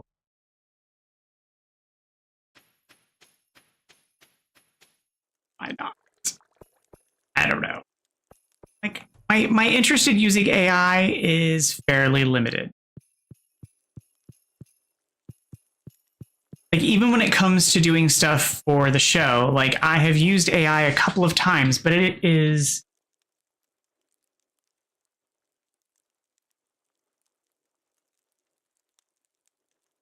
limited. I don't like using AI unless I have a very, very specific and narrow purpose. So like I have it doing the captions. That's a very specific purpose. It provides accessibility.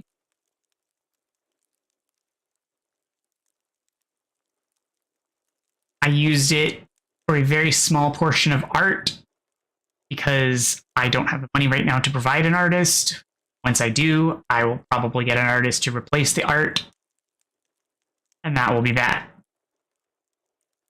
Otherwise, I leverage open source tools. I use public domain or Creative Commons art.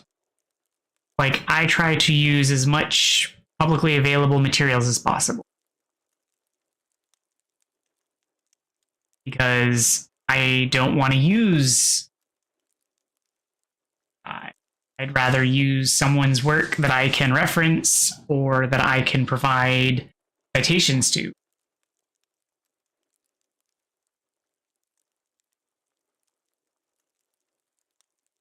Are you doing it physical or digital?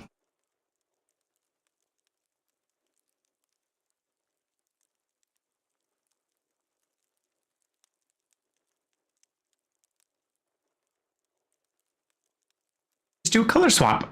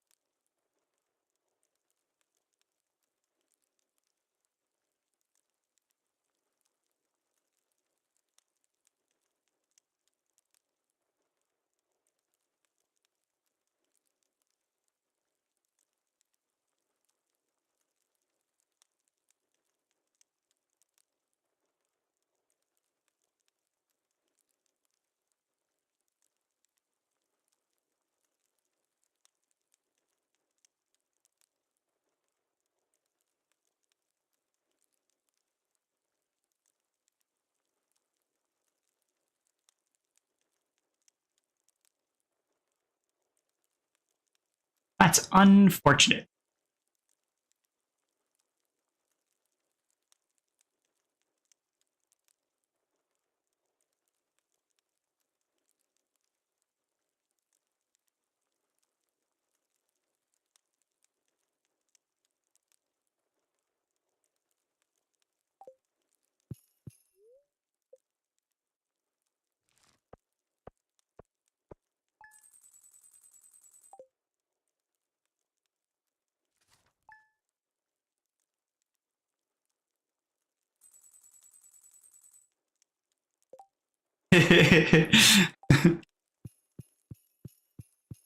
See, it used to be that anytime I would do like anytime I would play like D&D with friends, I would have to go pilfer the internet for art. Um but it's getting harder now because I would still want to do that, but it's just flooding with AI slop everywhere. It's just so pervasive, and I really, really don't like AI slop. Not because I don't like AI, but because it's just gross and atrocious looking. It's just terrible.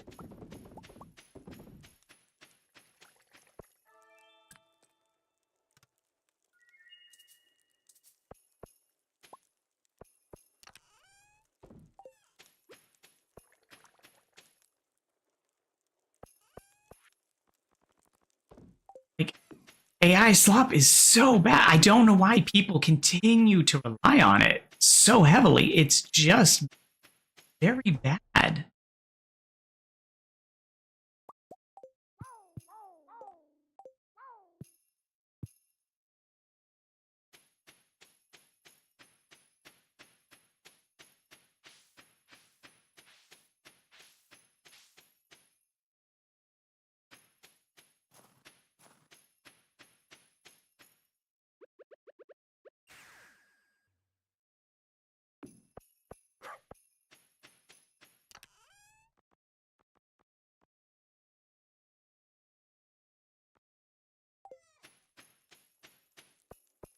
Just feel like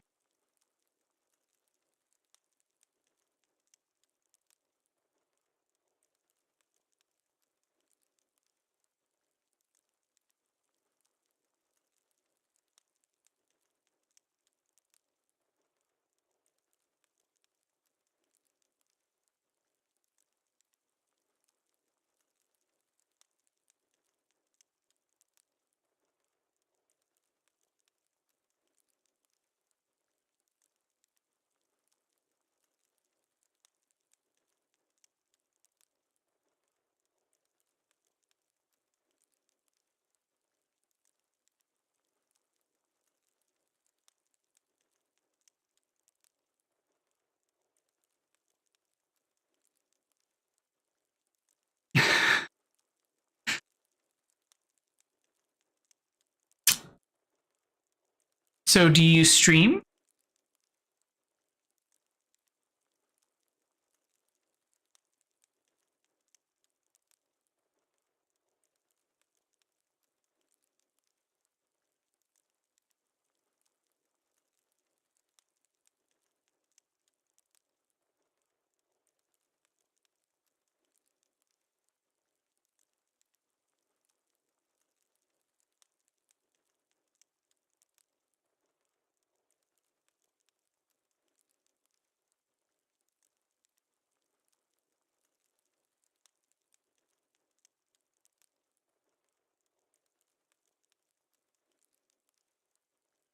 Oh, okay.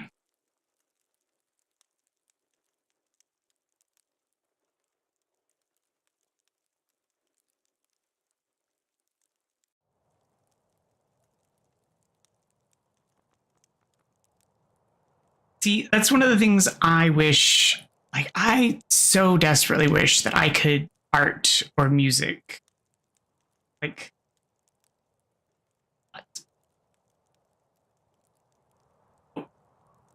instead, I can science, which sounds great in theory.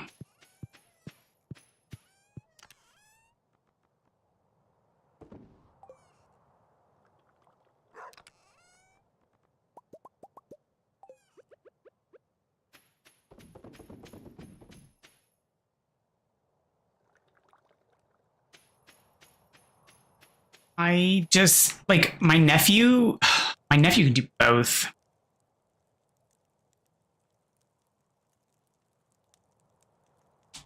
Oh, that's unfortunate. I know that burnout is a real deal and it can happen. I've seen content creators that I used to follow burn out. It's one of the things that like I worry about. But I also know that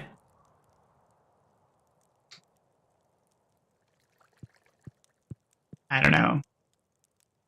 I just try to keep pace and just be here for people. I don't know. I don't know what I'm doing. I'm pretending I have a clue. That's what I'm doing. But I'm sorry that that happened, though. Maybe you'll find something else that you love, though. If you love music, then just keep following that. You don't have to know what you're doing or keep loving the same thing forever.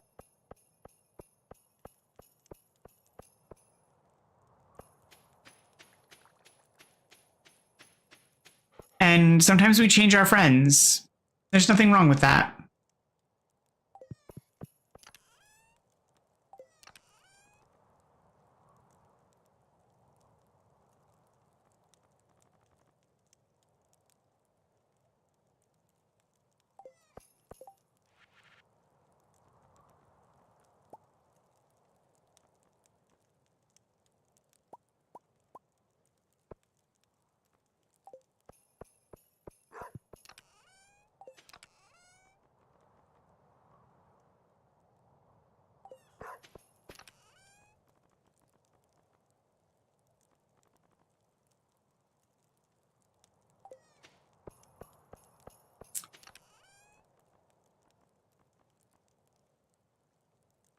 Decon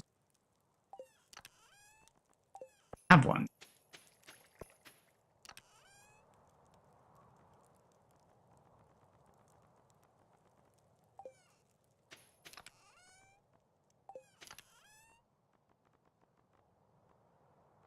Just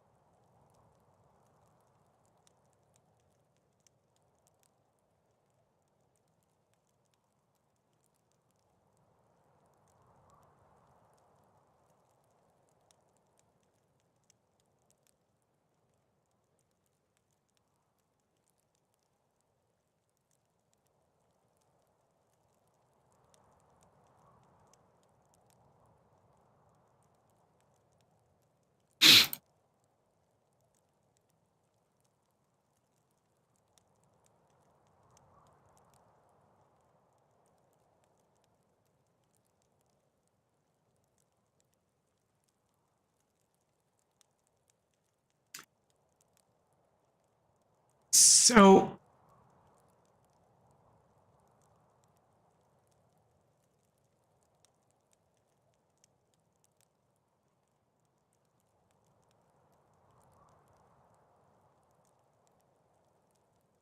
you don't have to answer me.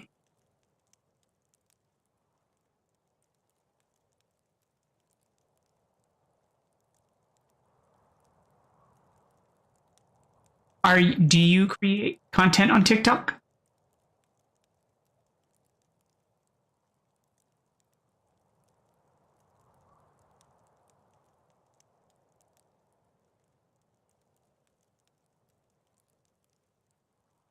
And if you don't want to answer me, just tell me you don't want to answer, and that's fine.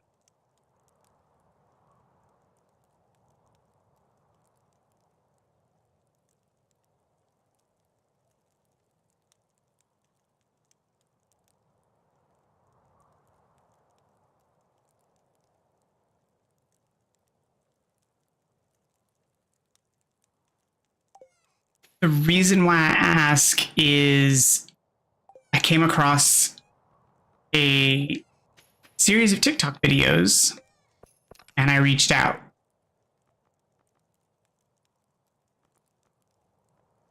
And I don't want to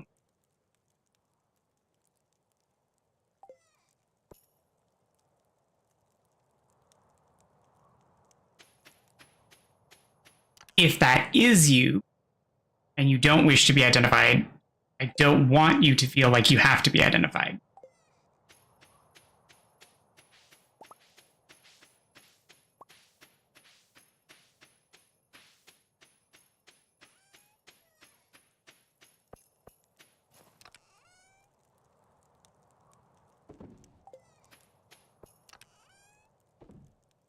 But they are making basically like a video journal. Or they were. I don't know if they still are. But they seem to be.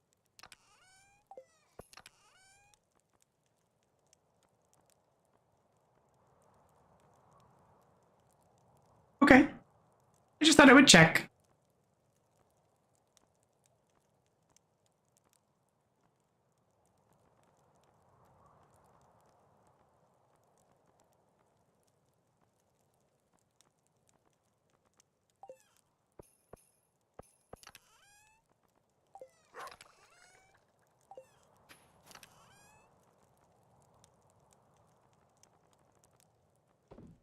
I couldn't remember their username.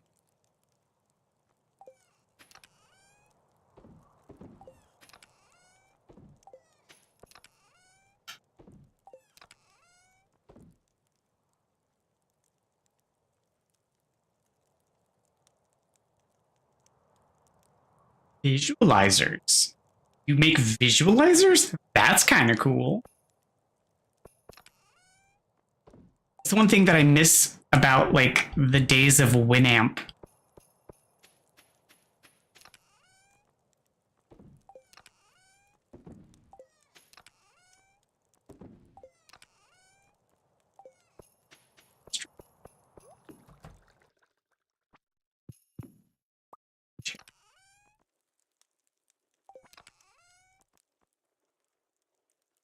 Oh, I do it.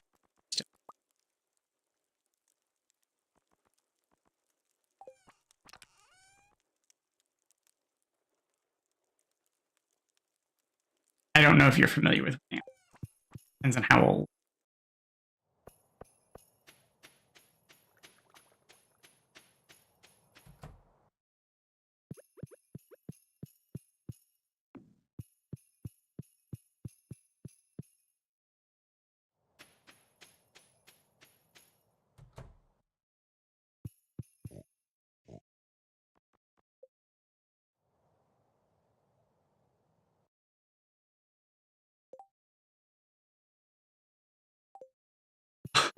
No, I get it. I have problems with showing my face online too, but there's sort of this idea of I kind of have that I'd like people to be able to trust me, and in order to get people to trust and form a rapport, I feel like they would want a face. So I have to be able to give trust in order to receive trust.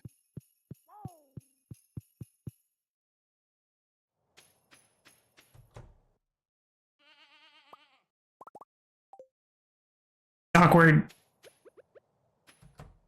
And it's uncomfortable. But my face is already on YouTube anyway. And I didn't really get a choice in that, so.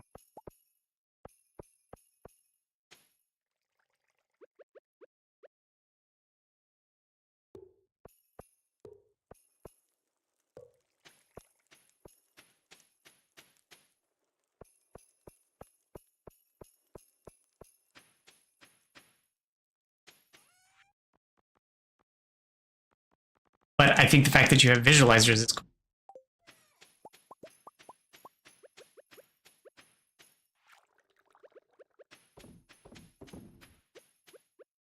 So back in the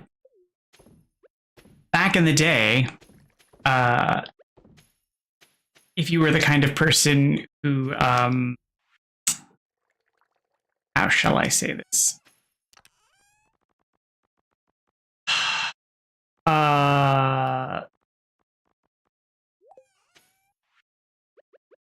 Sailed the seas with a black flag for software. Sometimes your software would come with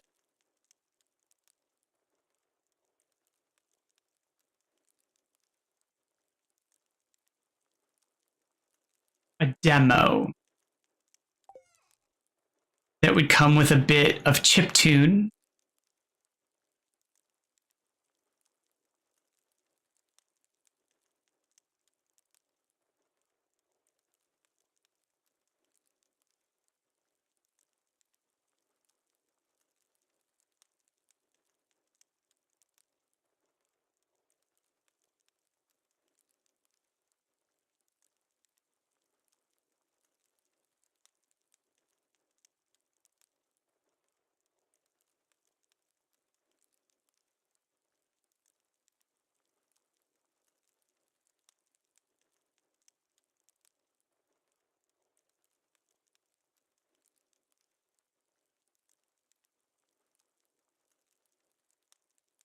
Oh, you mean being the visualizer?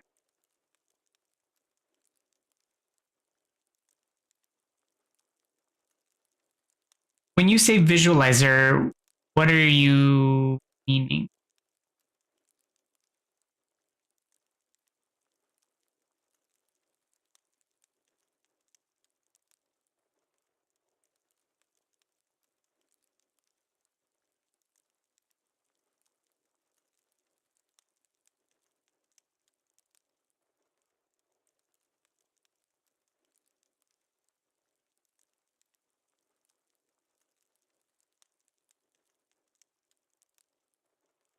Because I'm thinking like a sound form, like a audio visualizer.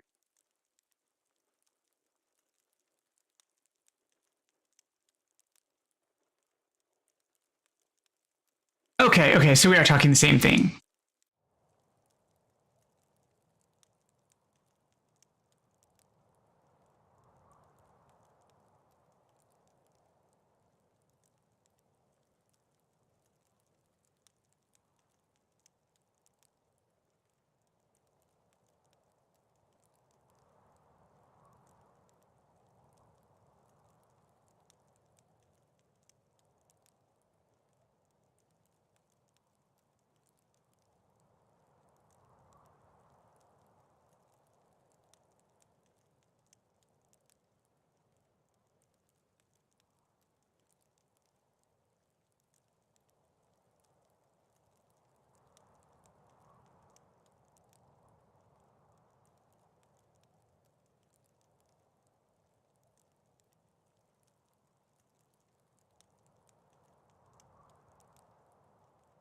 Yeah, so that facet where you get to express yourself without being you is in psychology is referred to de-individuation. It's the anonymity effect. De-identify yourself. I actually have a paper on it. It's not like a peer review paper. It's an undergraduate honors thesis.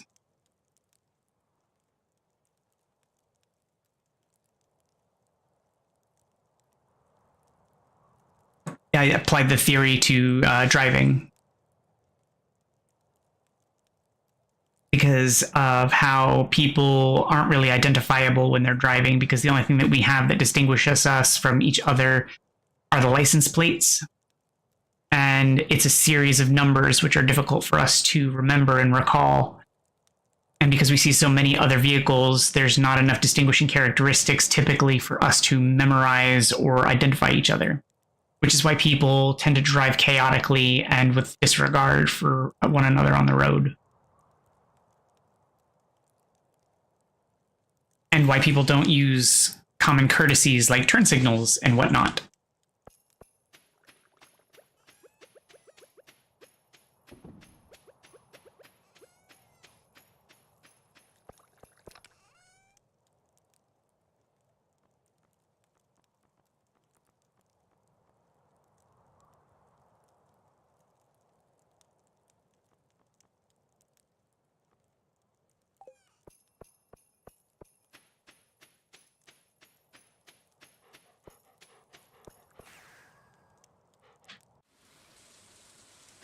So what kind of music do you make?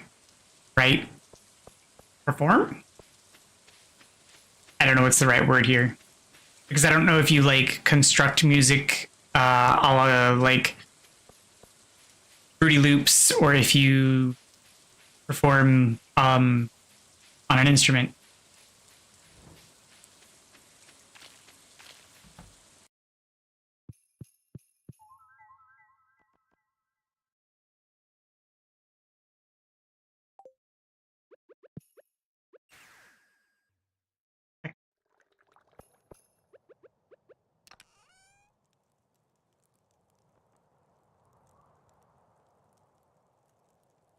What do you mean there's not exactly one thing?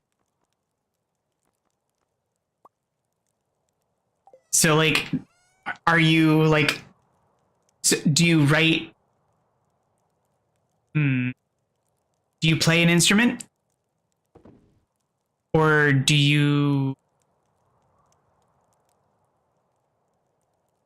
use a computer? Answer the first part, and then we'll move on to the second part. Because the second part may still come into play.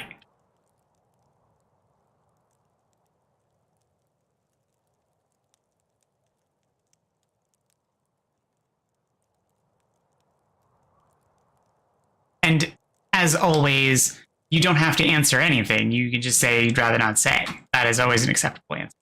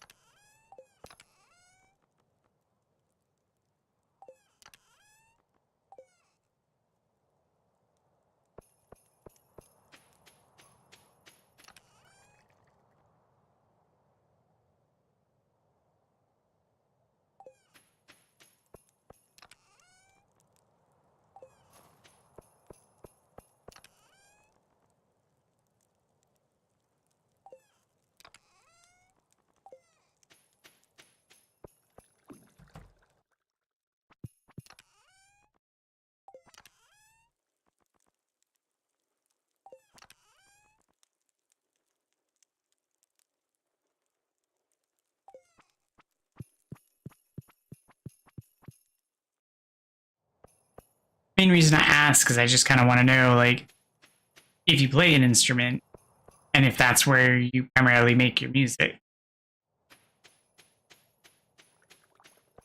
The computer question is mostly ancillary because, like, if you don't play an instrument, then if you make your music on the computer, like, is it based on sampling or how do you make music there?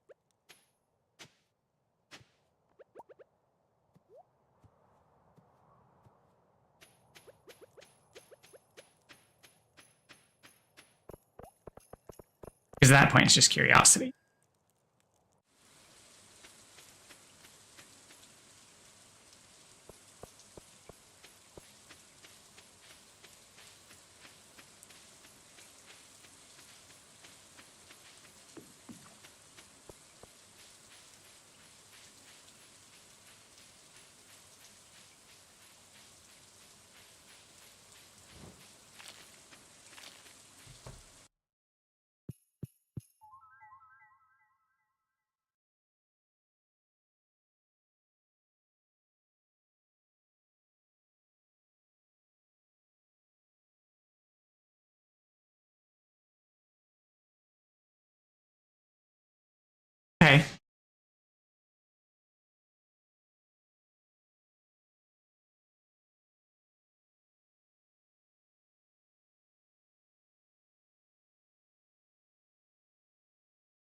So oddly enough, Final Fantasy II soundtrack on cassette in high school was one of the things that I listened to a lot.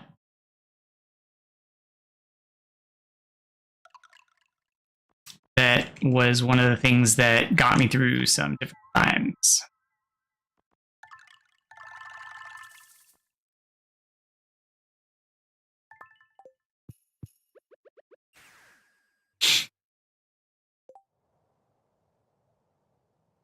Okay. My nephew played drums. Don't ask me which kind. I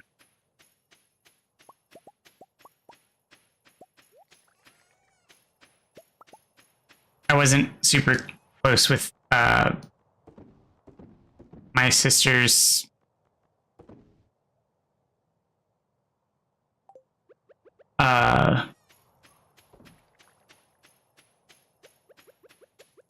part of the family at that time when my nephew was in. So.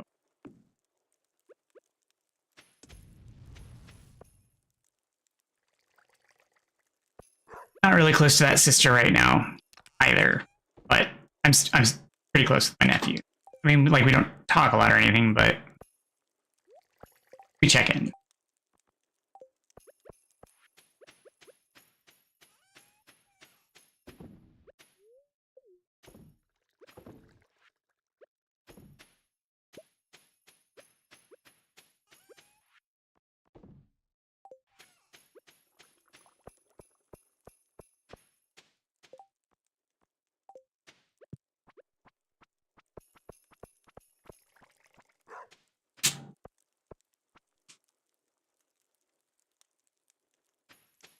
God.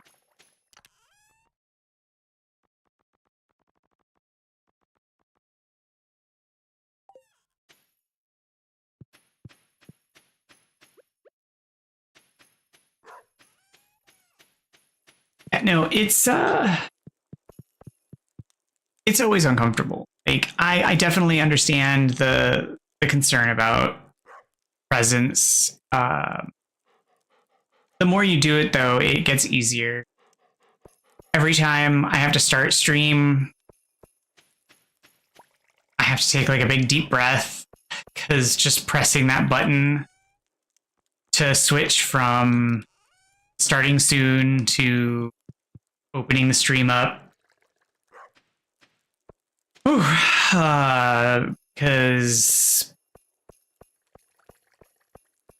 it's a pressure valve. Like, is everything ready? Am I ready? I'm up to like be on, and it's gonna be out there, and what could possibly happen? But it gets a little easier each time. Like the first time I did it, whew, I didn't even have the game to look at. Like, it was me staring at the camera. I was just like, what do I do? Hey, Als, welcome back.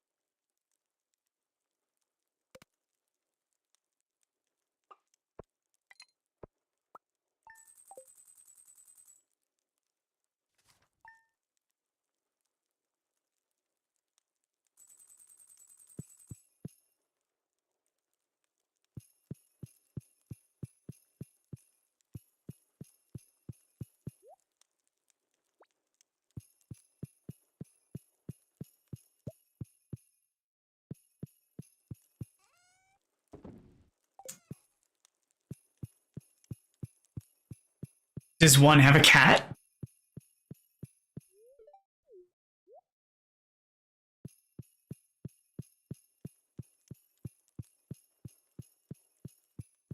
Oh.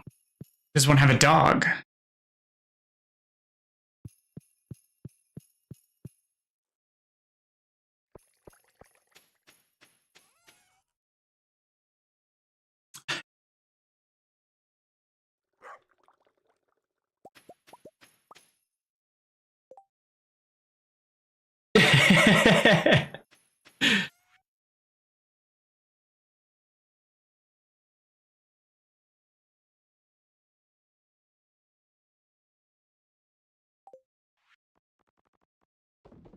See, it's good to have a kind of just music that you keep around.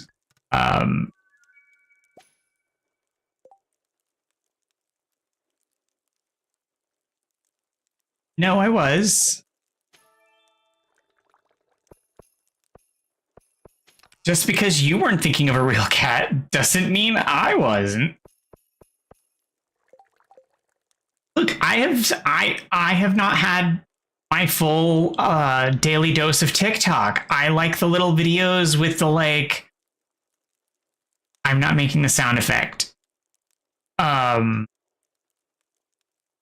With the interrupting buzz noise, with the derp cats and derp dogs and stuff.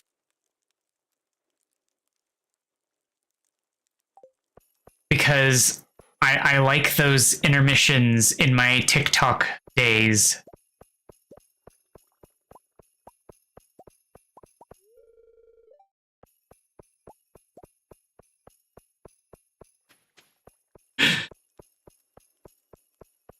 They're great.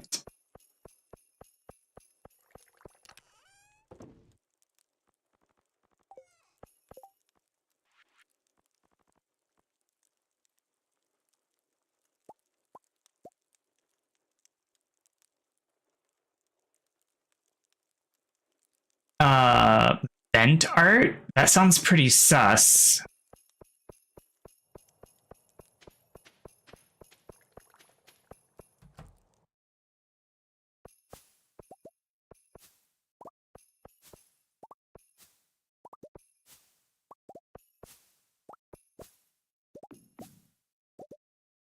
That explains so much.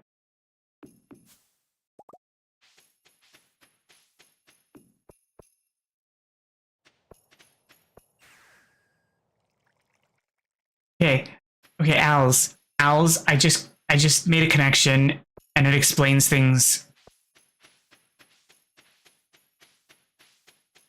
And it's TikTok's fault.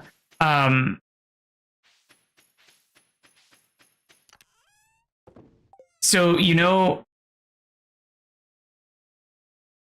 so the neurodivergent people on TikTok have been talking about how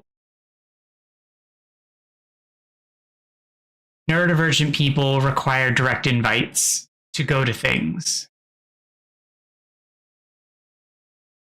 And how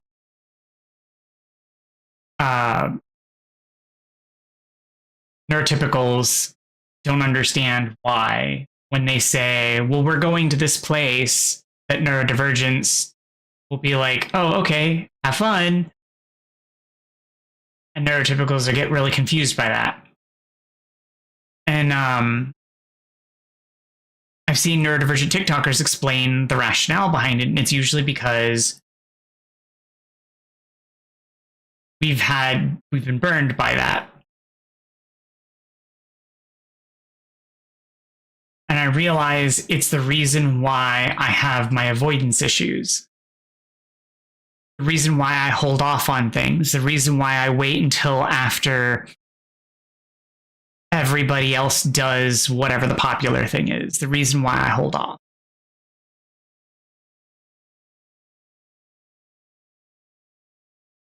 It's the reason why I didn't play Among Us until it was basically no longer the hot thing. It's the reason why I don't watch whatever the popular show is until it's no longer everything everybody's talking about.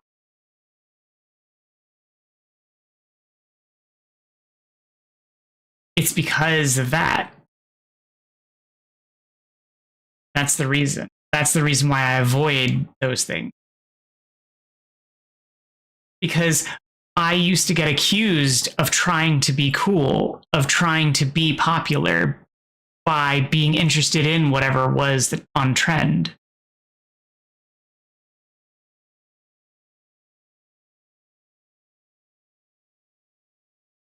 And so I've created these patterns of avoidance of just being like, okay, no, that's fine. I don't care. I've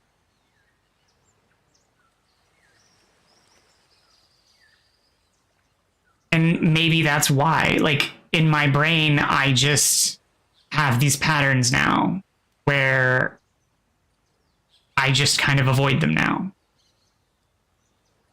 consciously or unconsciously.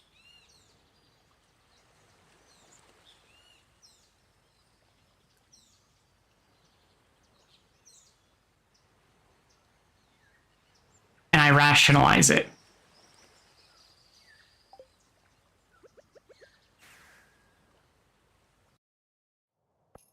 Because you even pointed out before that I probably do it to, like, avoid doing what everybody else is doing.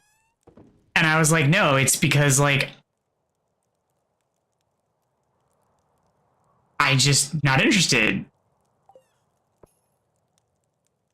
I thought, I don't know. Maybe I'm rationalizing now. I don't know. I'm trying to be introspective here. And I'm trying to give you the credit for it.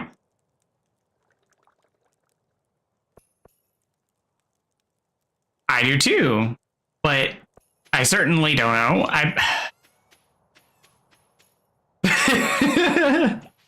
All I know is that I avoid a lot of things that are mainstream and popular. Like, I have not seen a single episode of Game of Thrones because everybody wouldn't shut up about it.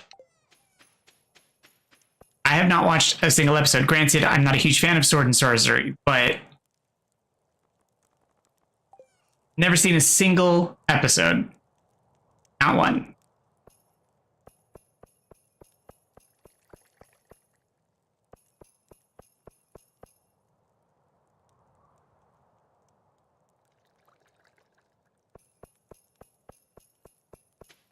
But I didn't watch Stranger Things until this year. I'd never seen a single episode until this year. And then I binged the heck out of it.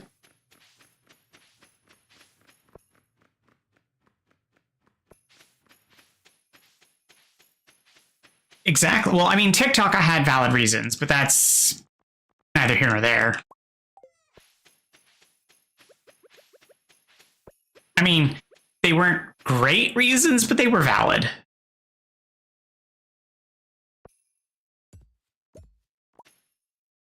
TikTok is why you stopped watching Stranger Things?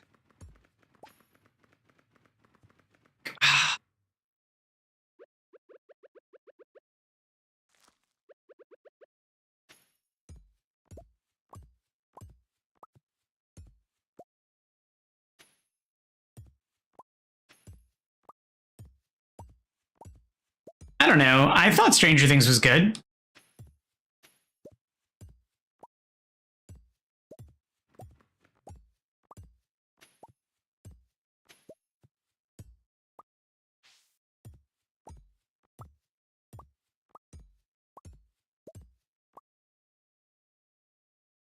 Oh, well, I mean, that's fair. Like, if people won't shut up about it, absolutely. That is a fair judgment.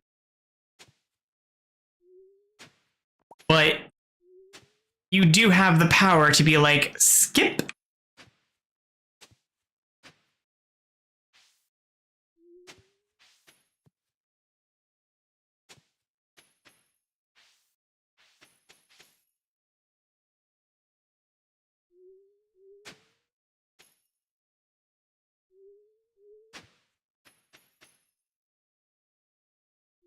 But I was already like neck deep.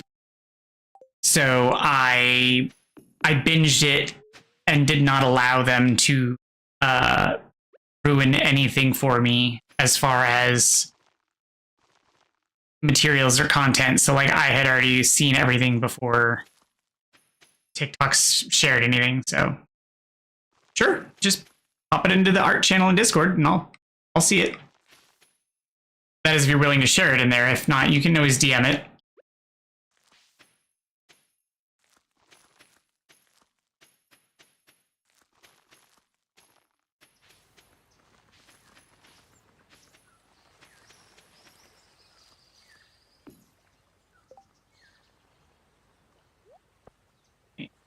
Pressure nozzle come from? What popped off? Oh, there it is.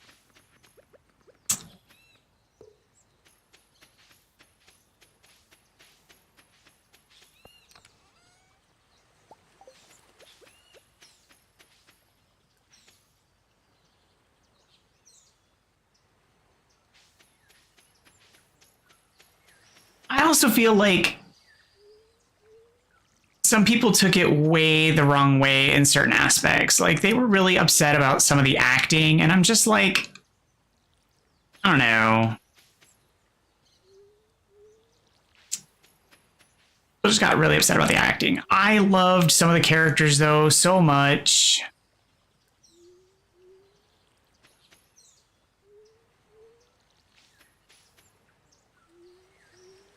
Other characters I could take or leave. But I hope that you might give it another chance at some point. If you don't, that's cool.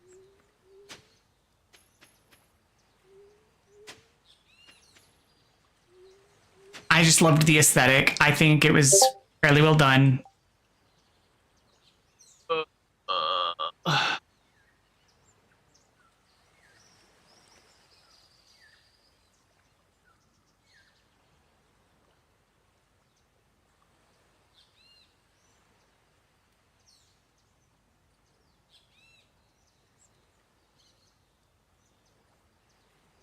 Oh no, I definitely see why you wanted the black background.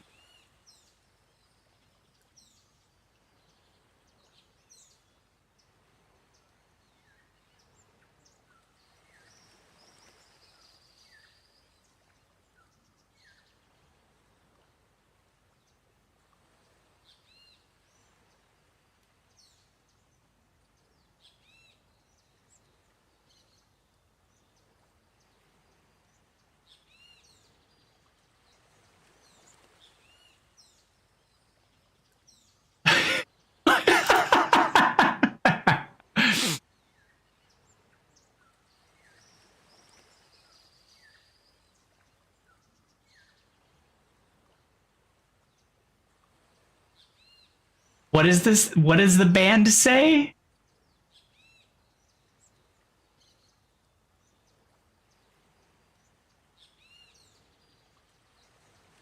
Oh, they would have hated that. They would have hated it if they recast it. Yes, they would have hated that if they recast it. Although, interestingly, in the making documentary, they did sort of technically recast. In the later seasons, they used a different. Oh, okay, it does just say on that ass. They used a different, younger version for Will in the flashbacks.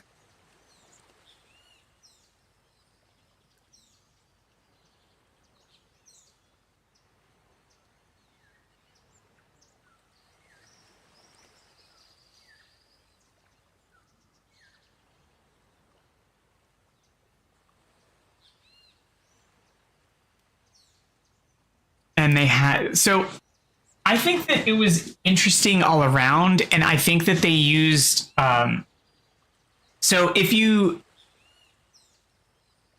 interested, I might recommend like checking out the documentary still, because like the directors took an interesting direction with the show,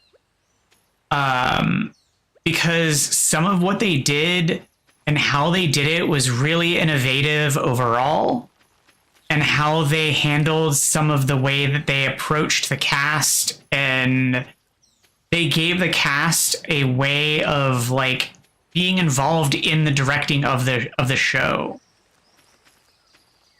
They incorporated the cast in decision making for their characters, and I thought that was really interesting.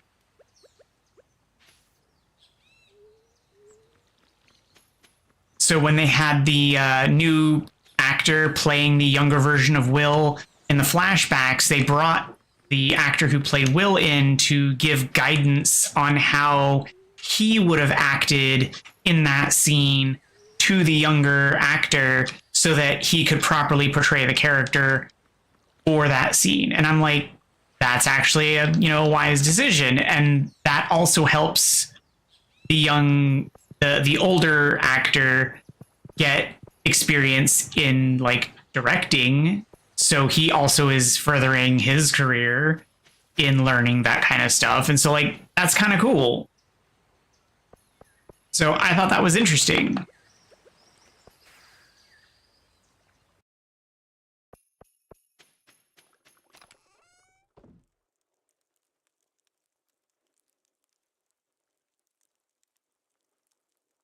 It 2, like as in Stephen King's It, or IT 2?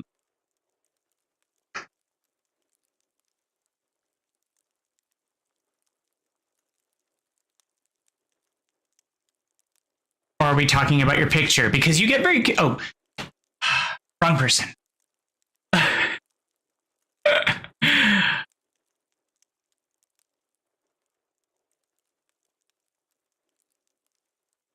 Okay.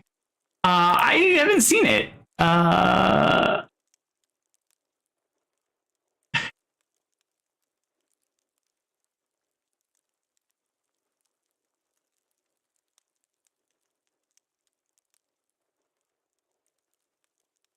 Oh, I haven't even seen the first one. I'm also not...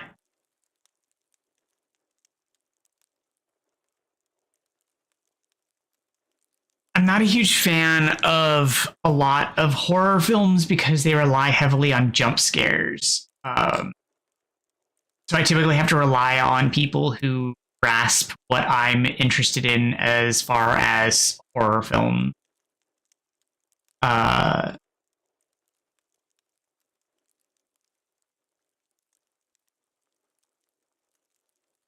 Before I see them.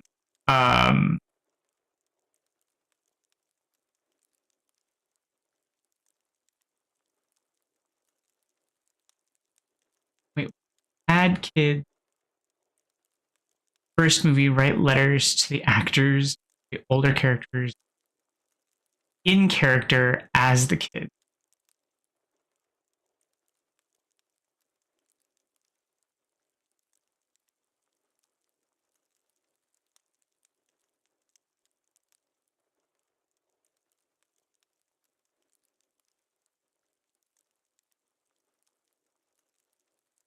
Oh, okay. Interesting.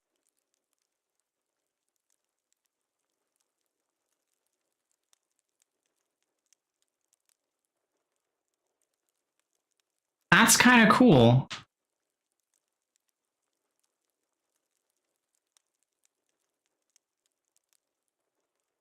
See, that's the kind of stuff that I'd like to see more of done in like movies. Yeah, no, it just took me a second because you have to understand that there's time dilation between the movies. Because I didn't grasp that at first, that the characters are the same between the movies, but that there's a time gap between them.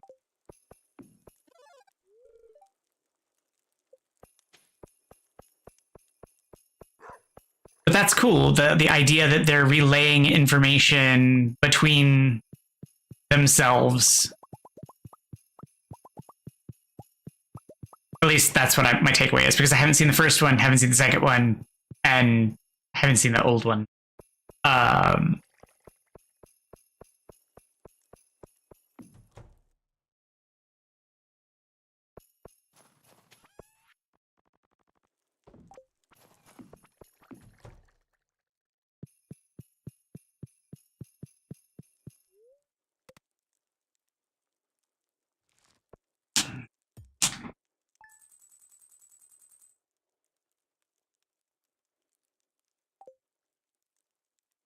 Stephen King's one of those weird writers. In fact, I think I've only read maybe one or two of his books. And honestly, I think I can only recall having read one of them specifically.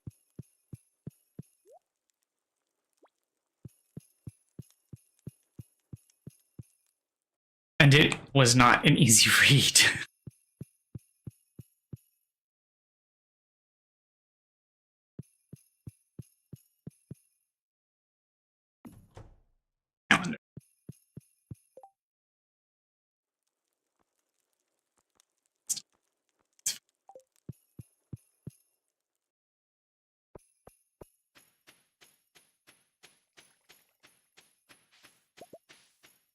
Like I don't begrudge the guy being able to write so many books, but man, he like it's not even the imagination. It's just he is very wordy.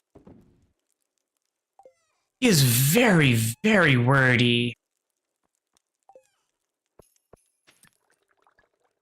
so many words. Or sometimes stuff that is just didn't need so many words.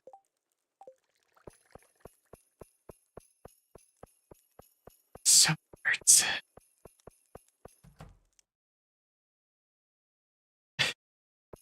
But also, yes, a very out there imagination. Like, imagination is not so much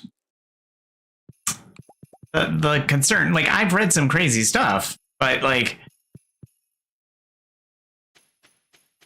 I don't know. It just felt like stuff went on a while, and it didn't too.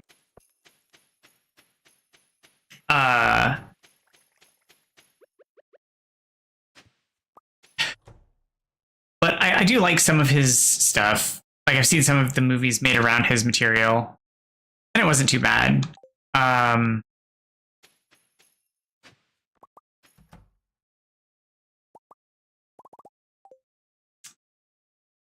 apparently will have to go see the new Five Nights at Freddy's, though, despite it, again, being a horror film, and I'm not a fan of horrors that I haven't had vetted.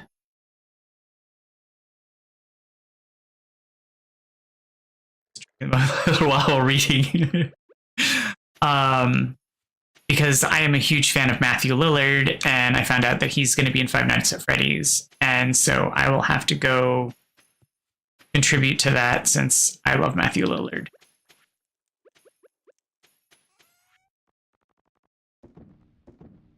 And he deserves my support in whatever he's doing.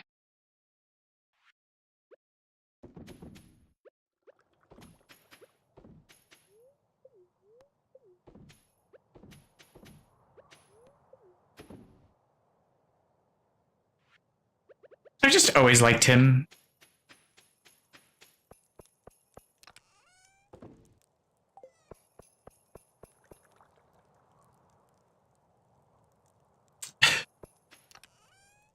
See, what kills me is, like, everybody goes there, but I've loved him since he was Serial Killer.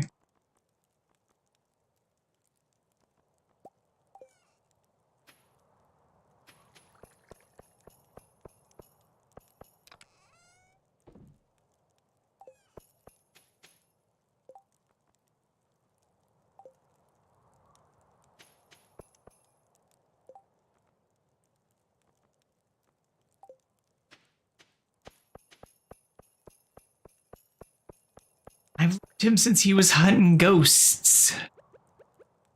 When he was in 13th Ghost.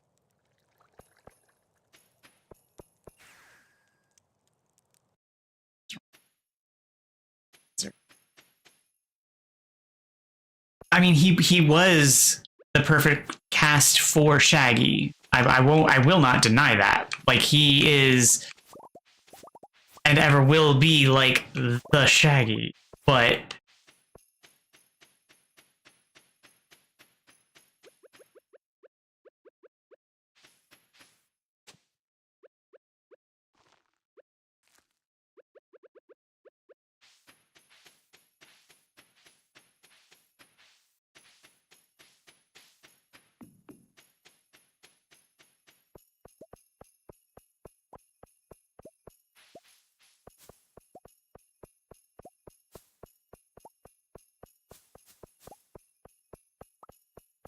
he's just such a, like, I don't know, he's fun. Yeah, like, that's why, like, seeing that he's gonna be in this movie, like, I want to support that. Like, I can't say that I'm gonna go to the movies and support it. Like, I will do what I can where I can, but paying the exorbitant theater prices, I don't know if I'll be able to swing that. Theater prices are just so much. I'm glad he did too. He's such a good actor. Like, he does good guy, he does bad guy, he does crazy guy, he does sane guy, he does smart guy, he does dumb guy, he does Does it all. He's right up there with like Alan Tudyk. He's like, he can do just like about anything.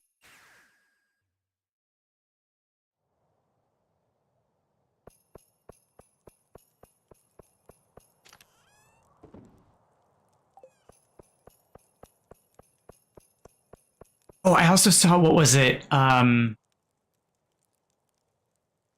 making a sequel. So, oh, Spaceballs 2.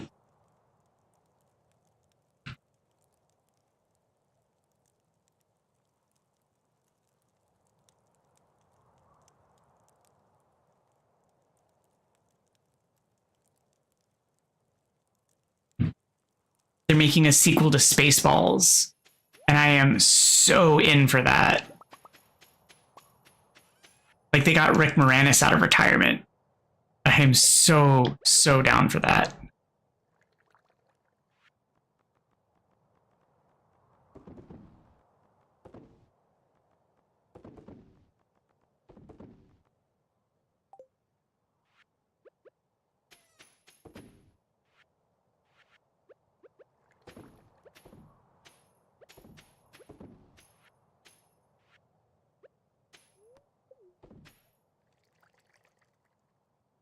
I mean, yeah, who didn't?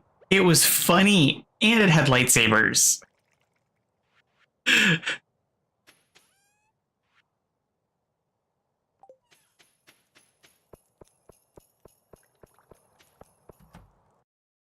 The Schwartz.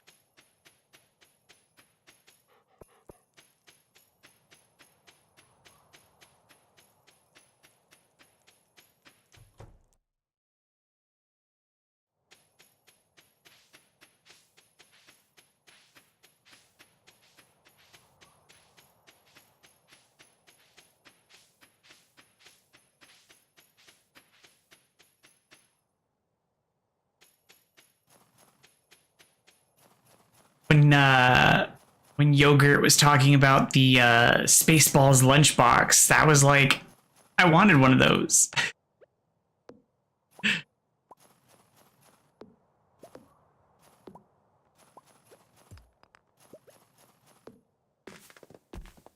Mommy, buy me that, buy me that.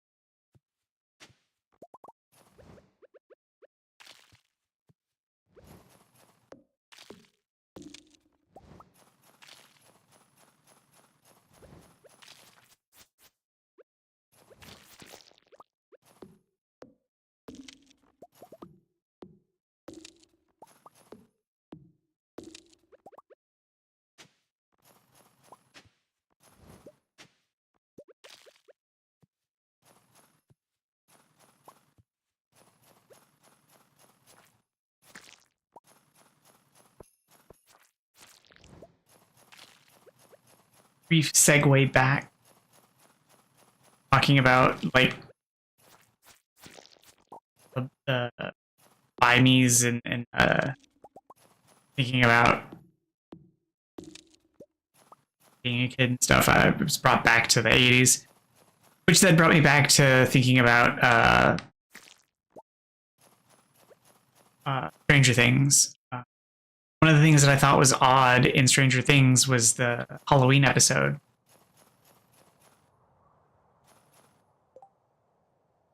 Oh. What I thought was interesting about the Stranger Things episode that was Halloween was like all the kids were in generic Halloween costumes, which I get because licensing. But I also feel like the authenticity was lost because in the 80s, so many costumes were plastic. Horrific plastic. Because I remember so many costumes were like plastic face masks with like slitted eyes and slitted mouths, and then like terrible smock plastic jumpsuit type material. And that was like the whole costume. And that was just so many things. And there were none of those in the show. And it felt very inauthentic.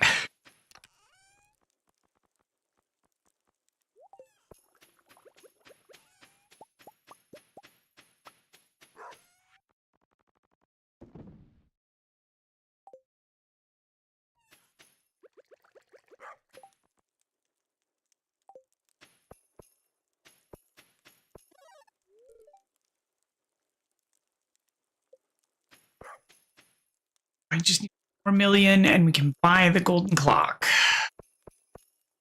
That's cheap.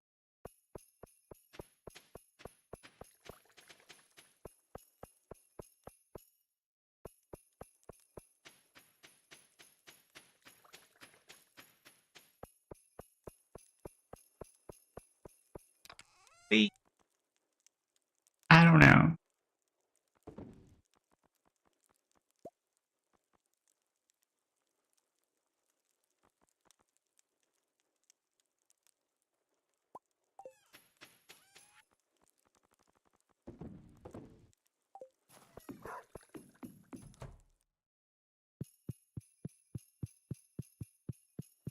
Why is your browser crashing though?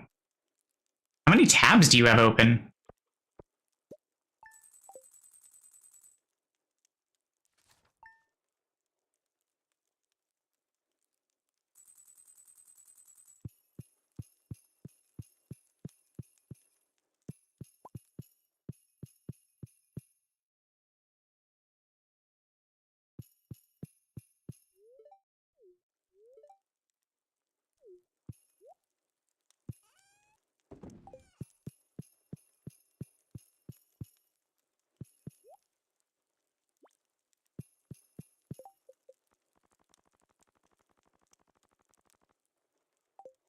Unless you mean, like, my stream.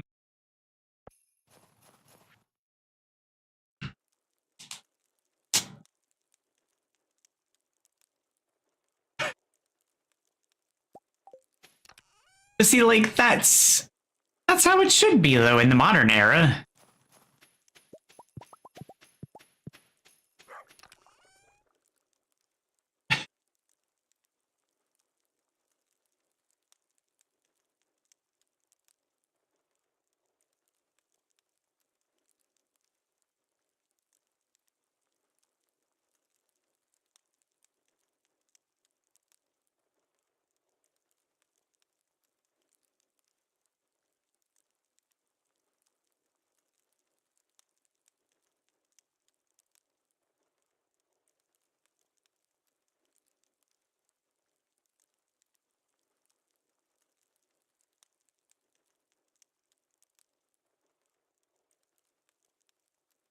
I'm trying to see if I can find some pictures that I feel are represented.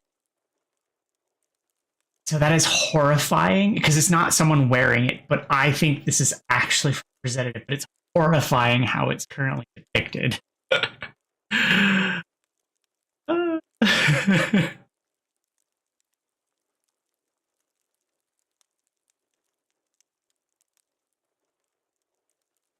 So terrible. You have a bad drive in your PC. When it tries to load stuff, it takes everything down with it. Oh. Is it your primary drive?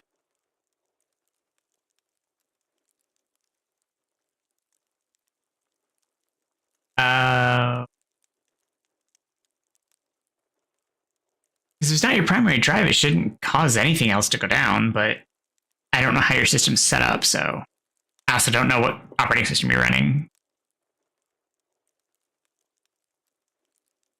Because it could cause other things to hang depending on if you have things caching to it, if you have things indexing it. So, like, I don't know how you have it set up.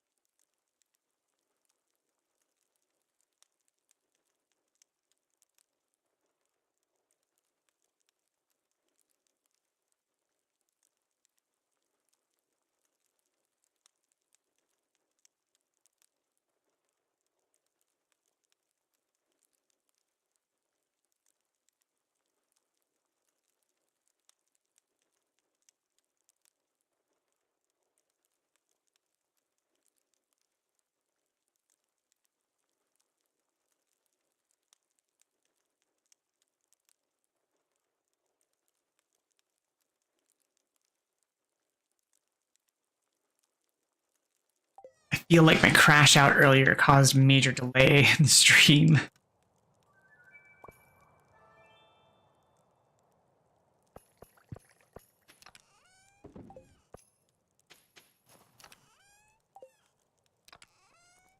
Switch to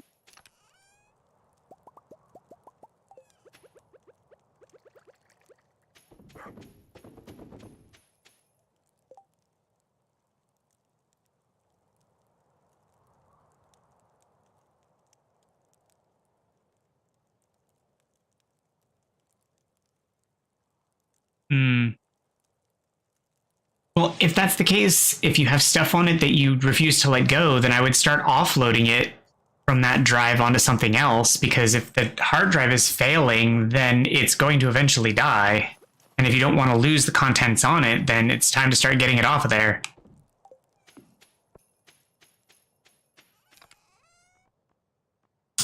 If you want to check the health of the hard drive, there's some software called Crystal Disk Info that you can get that should be free still, that'll tell you the health status of the hard drive and whether or not it's in a failure state.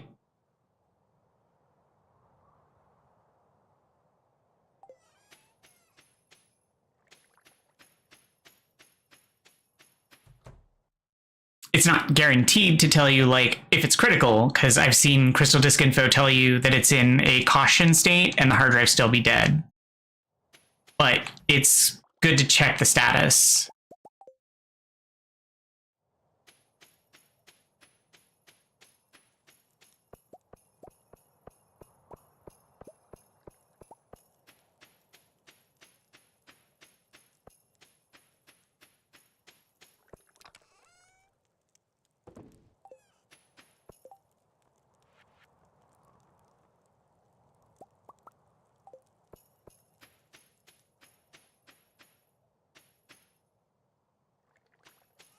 Yeah, then I would start working to offload your data off that drive onto something else more stable, because I wouldn't rely on that drive to survive.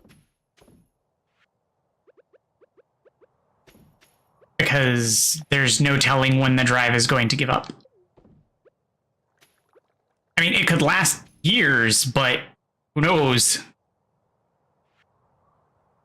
It's just there's no certainty for when it's going to give up. Especially if it's anything important to you. If it's unimportant stuff, then use it till it gives up, but don't rely on it.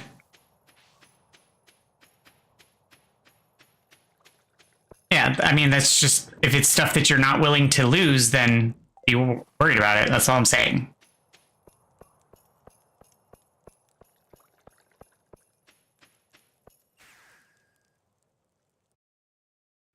That's my biggest concern with mechanical drives, is like, they can just be like, and then they're gone.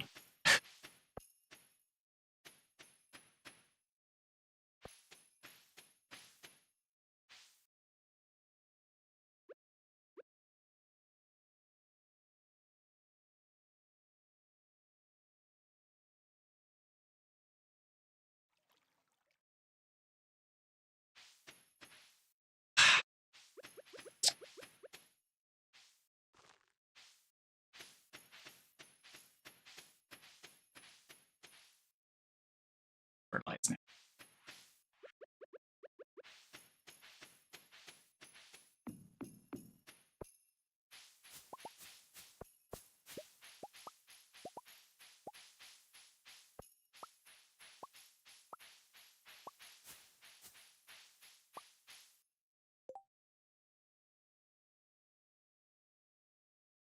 Yeah, I'm in the middle of, since I currently have time between job hunting, streaming, and I guess baking. I'm consolidating all of my data and going through multiple data recoveries and archives to put all of my data in one place, and then just sifting through all of it to finally get all of my data sorted, because I've been meaning to do it for 15 years. And just to actually get it done.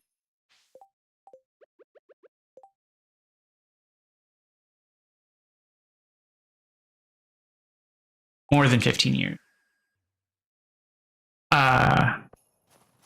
You know, I have time, and why not? Not like I'm doing anything useful or important at the moment other than streaming. I have the time.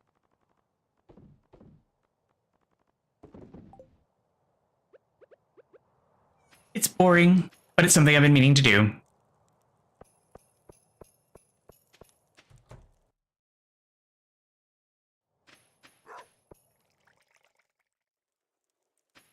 Yeah, well, I mean, I've been busy. I mean, to be fair, 10 of those years I was in school. And to be fair, I have a lot of computers. Like, I have my gaming tower.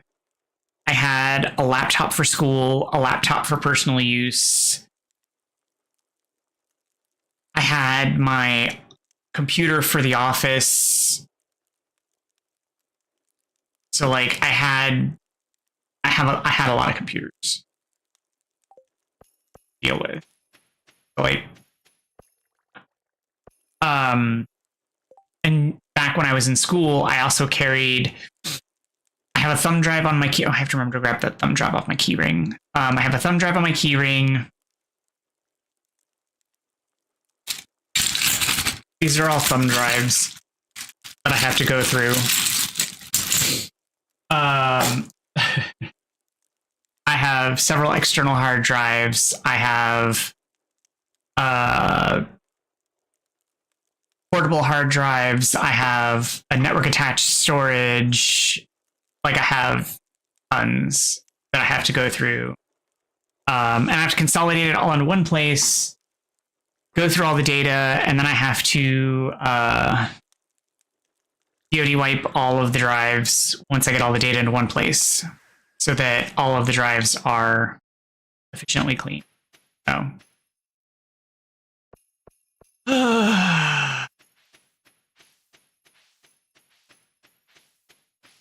Because I've been hoarding a bunch of stuff. Because anytime I like go out on my, like I replace a computer tower, I pull the hard drive so that I can back up the data, transfer the data, et cetera, et cetera. And so it's all just a bunch of like backups and transferring stuff over. And then I end up sitting on it and I'm like, well, I'll have to go through this later because I don't have time to do it right now. And then I end up waiting and waiting and waiting. Well, I have time, so the waiting end. But now.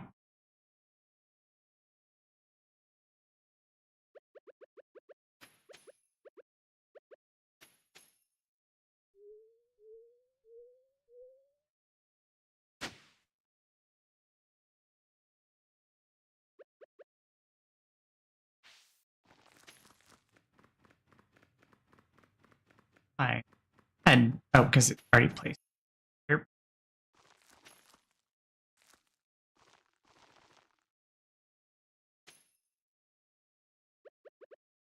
So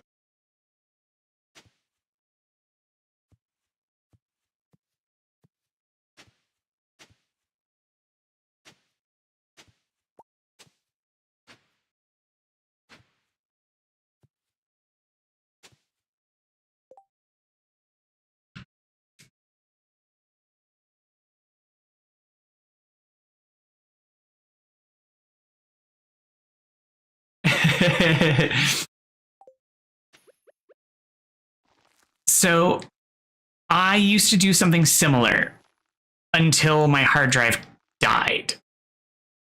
And then I learned a very dangerous lesson that a single redundancy is insufficient.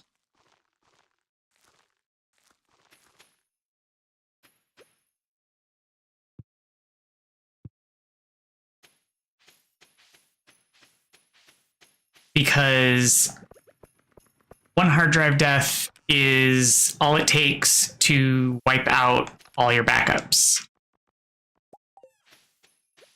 So technically even 2 hard drives is insufficient, but it's usually enough.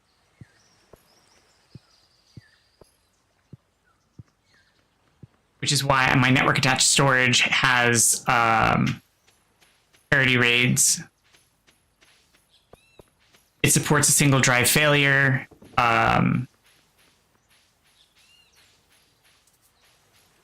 But they're running network drives, so they should have longevity and support the failures.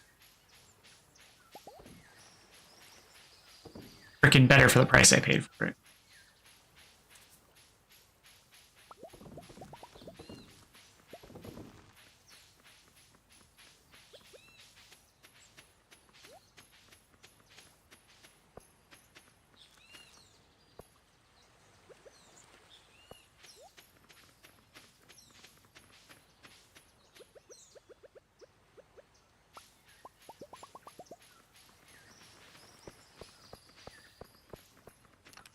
But back in my heyday, I used to just stick a second hard drive in my computer, and that was what I thought was enough to back up. But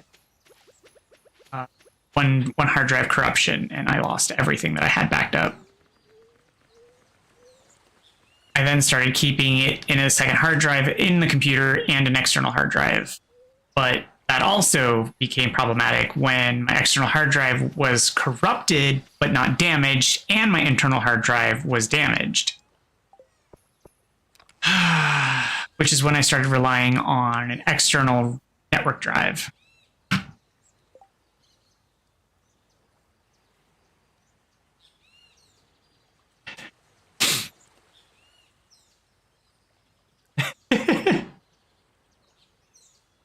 You have 2 dedicated for games? Ooh, you are way more avid gaming than I am. Honestly, I used to be way more into gaming than I am anymore, I guess. I don't know. Starting to suspect I'm broken.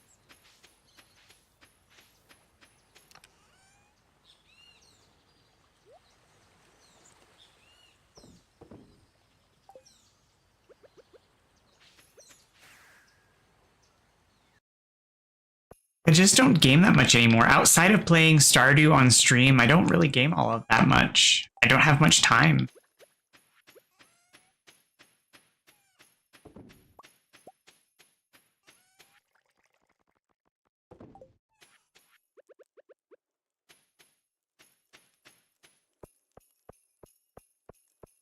Spend a lot of my time job hunting, working on social media stuff, and trying to learn new things for stream. And meetings for working towards job hunting. I mean, to be fair, I do a lot of streaming stuff, so there's that.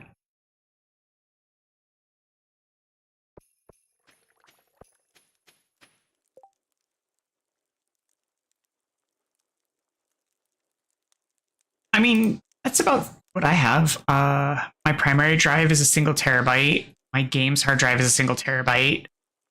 I have an old terabyte SSD from my old computer that has archive data that I still have to go through.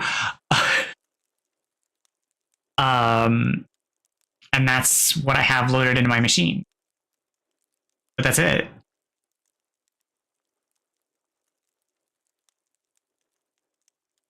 So I also have 3 terabytes in my current tower, but only one of them is for gaming, and it's only half full. Not even technically half. How is it visually half? It is only 1/3 visually full, but you're telling me that 6. Whatever. Brain's not working tonight. It's fine. It's all fine. You're fine.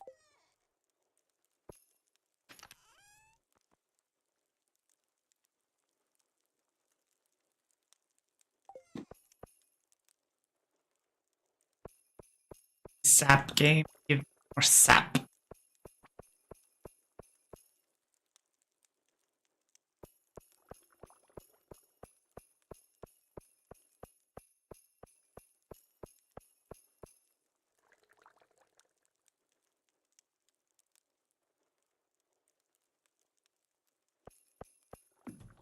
mean, this is just my tower. Like my network attached storage has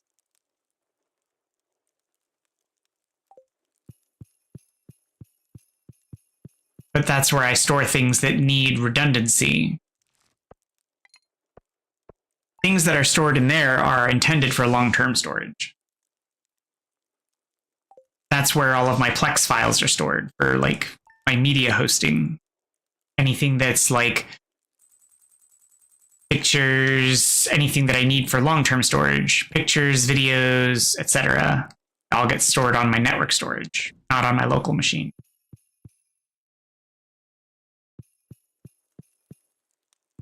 So like all of my streaming software is all hosted across the network on my network attached storage, because if my computer goes down and I need to be able to stream, I could technically do that from my partner's computer because it's all technically hosted on the network. Because the viewers are important. I need to be able to do that.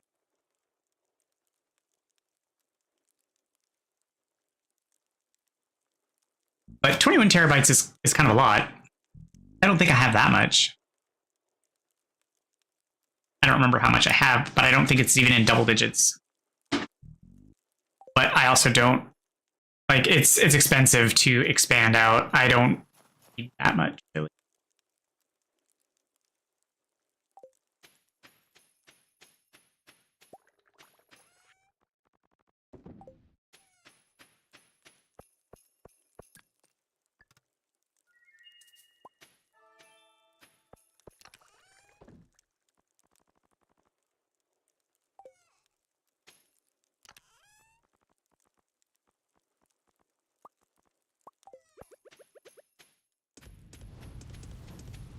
As it is, I was already rather despondent when I had to swap out my network attached storage because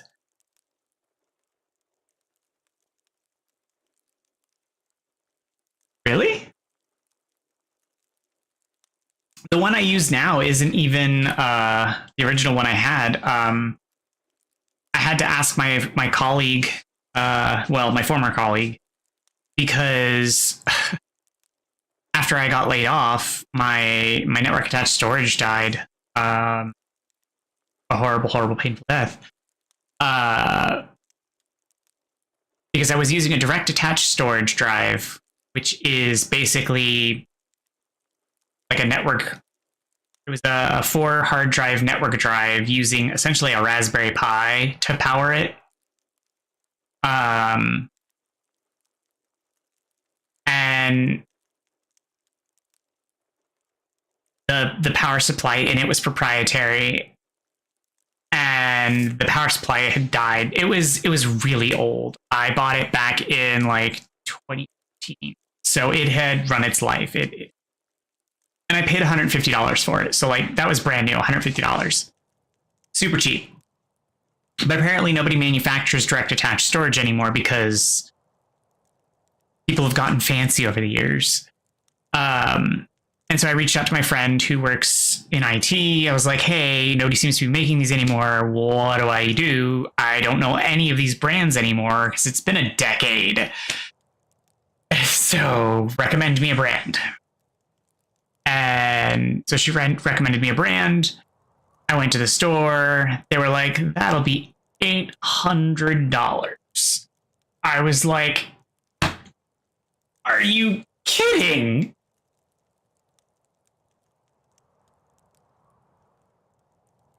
And it also turns out that I will have to pull all of the data off my drives, because the formatting of the drives will shift. Because the system style of the old direct attached storage is different from the newer style of Synology. And so when I put the new drives in, it's going to want to format them. And I'm like, ugh.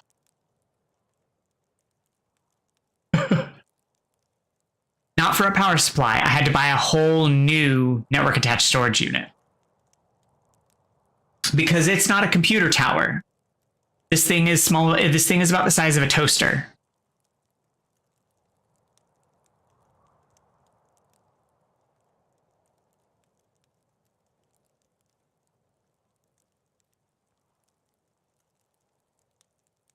Like, this is about the size of a regular toaster.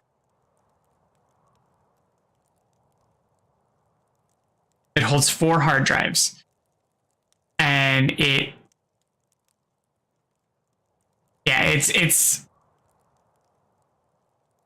relatively small. It's very compact. And so I have to figure out how to get it to power on without its power supply and get the data off the RAID setup onto other storage devices so that I can reuse the drives that are stored that it currently has the data on, so that I can put those drives into the new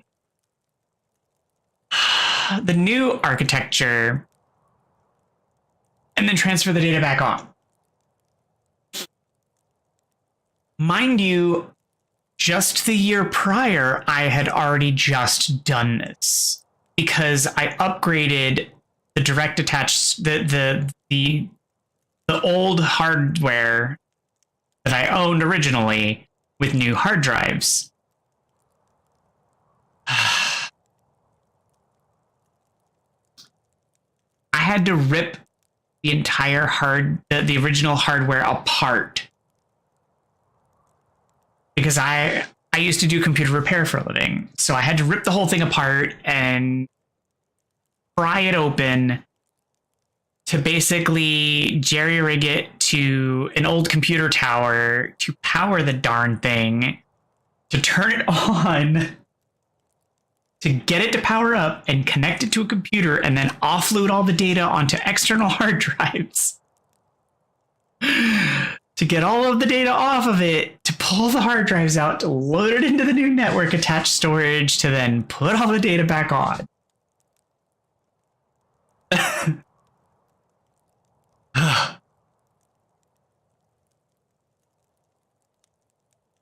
But hey, at least I was unemployed at the time, so I had the time to do it.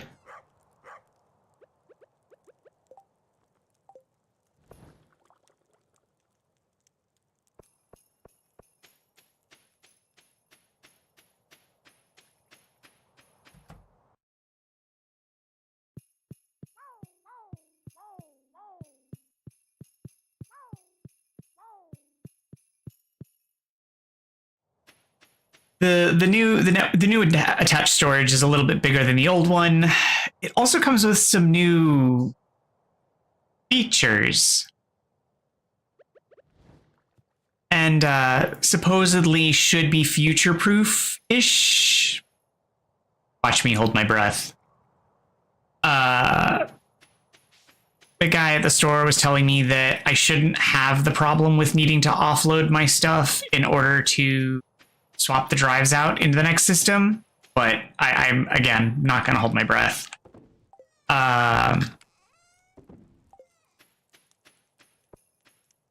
But the redundancy makes me feel comfortable and safer about storing stuff on it, which is the whole point.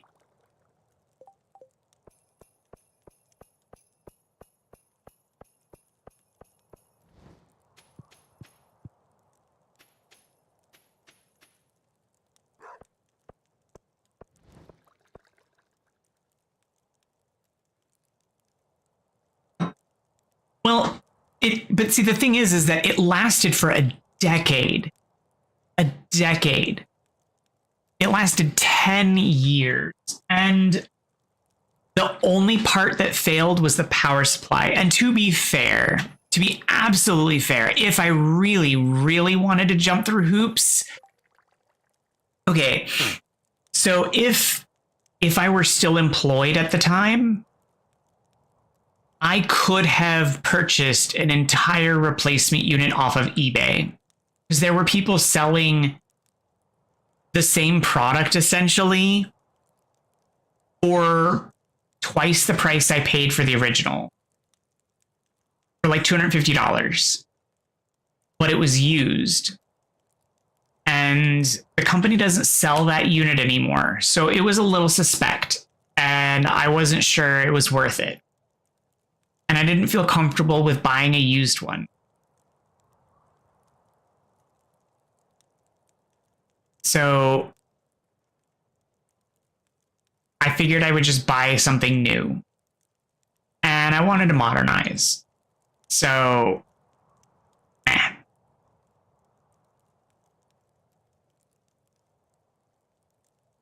the power supply could have gone, like, we get power surges here all the time, and that is my bad. I did not have it on UPS unit, and I should have. I really should have. I was taking it for granted, and I shouldn't have. It is on an UPS unit now, though. I learned that lesson right quick. We get power outs and flickers, and power here is oopsie doodle. Like like we get little power outs all the time. But now it's on an UPS unit, and that is. I used to keep it on the same UPS unit that my personal PC is on, but the way this apartment was laid out, my PC was on Wi-Fi at the time, and so that was not conducive. So I did not have it on UPS. Uninterruptible power supply, if you are unfamiliar, it's battery backup. But now it has its own UPS unit.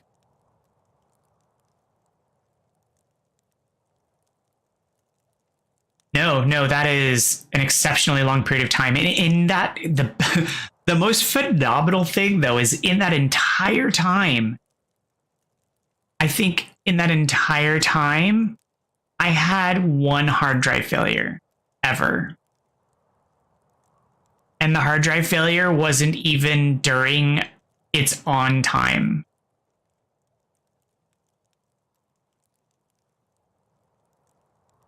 Like, I don't think it was like oh, hey, your hard drive had a failure. I think I turned it on and I was like, oh, swap.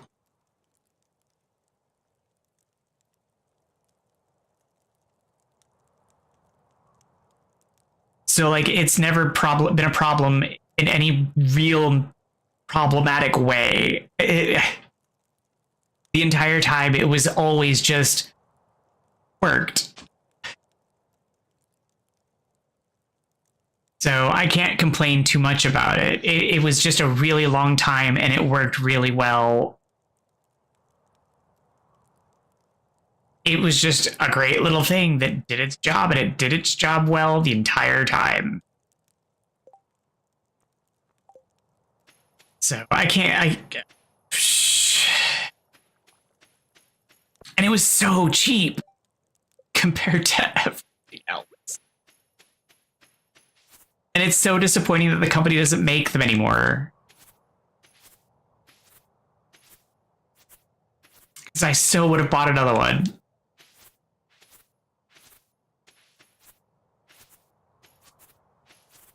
It's one of those instances where you're like, man, company would have had a customer for life, but they don't make them anymore.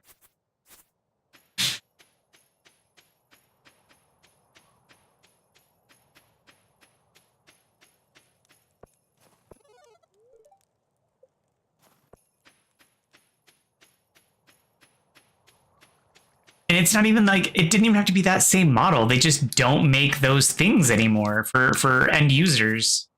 Disappointing.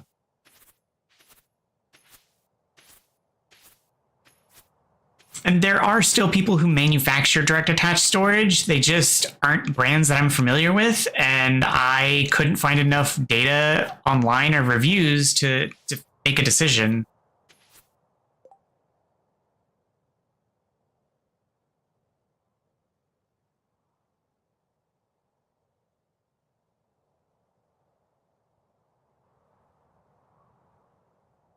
I mean, yeah, hard drives aren't that expensive overall, especially mechanical drives.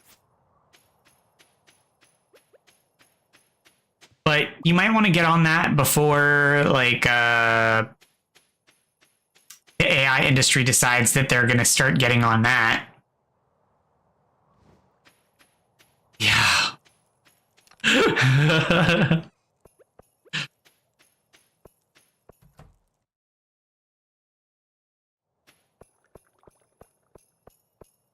mean, iCloud stores some stuff, but just not a lot.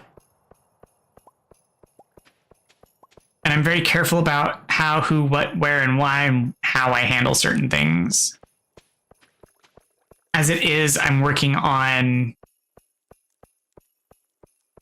separating my footprint, so to speak, from the cloud and isolating things.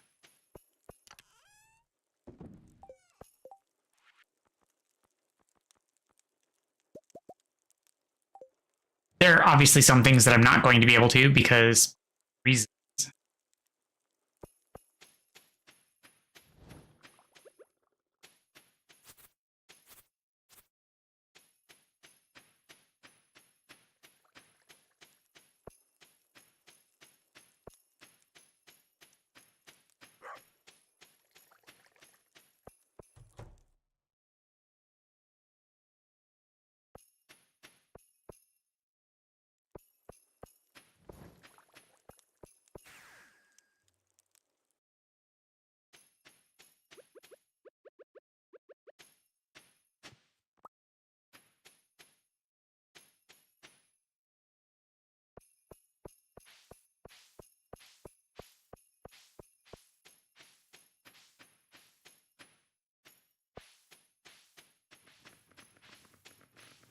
It's not like the cloud is inherently like bad.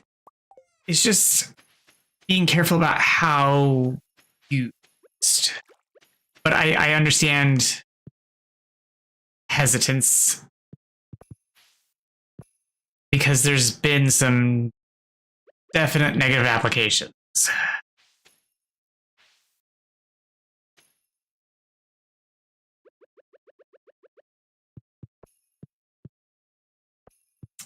And leaks and abuses.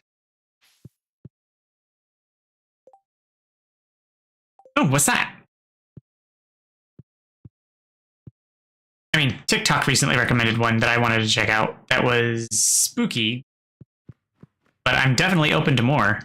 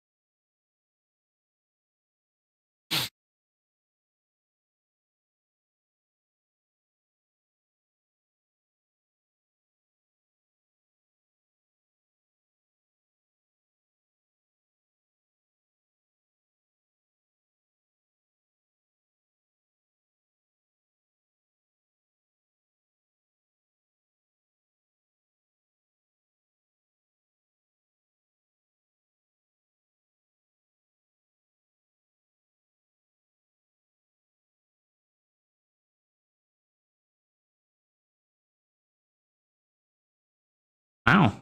Got a lot of good reviews.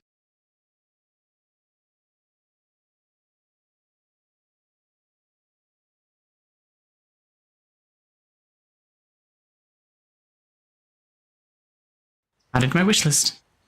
I mean, it's also on sale, but I'll talk to my partner about it and see what he says, especially since it's co-op.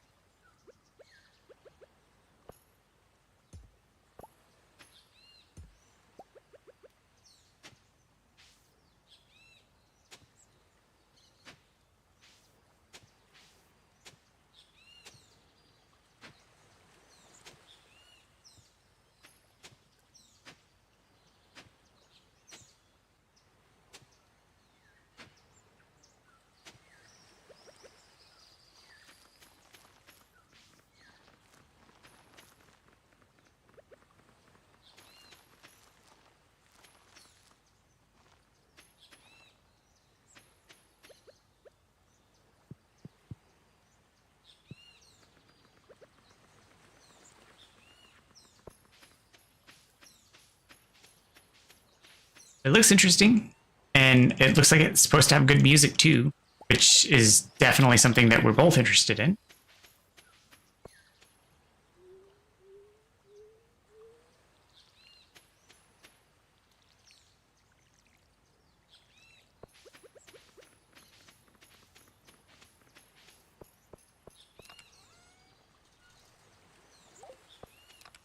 He's a big fan of getting games with their soundtracks included because he'll just like download the soundtracks of games from Steam and then just listen.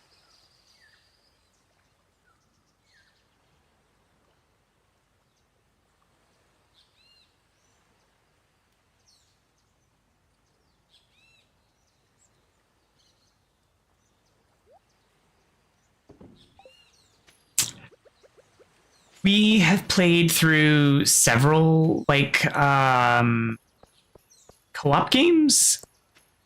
I think they're called We Were Here. So like we're okay with stakes and stuff. It's just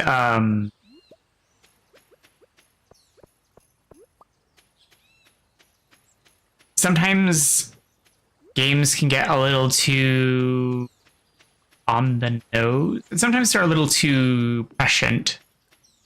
We were playing, what was it called? We played It Takes Two. That was good. We enjoyed that a lot. But then we were playing that other one that came out not too long ago.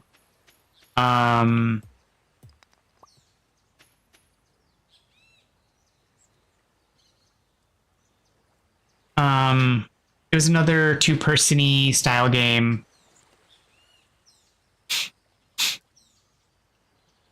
Similar to It Takes Two. It was like novels. Split fiction. But it was really good, but we had to stop playing because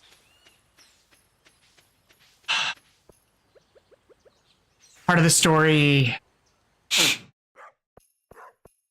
started getting a little on the nose for me because I was getting ready to go in for surgery, and he was a little on the nose of the topic.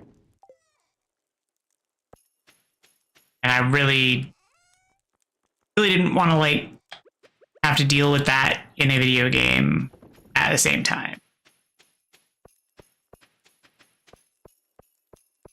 So we put that down, and we haven't really gotten back to it yet, which it's not intentional. It's just we haven't really gotten back to it yet.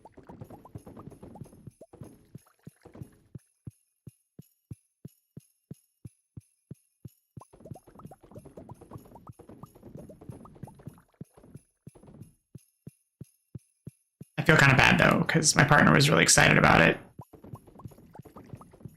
And I was too, because it was a really interesting game. It just, the content got a little too intense for at the time.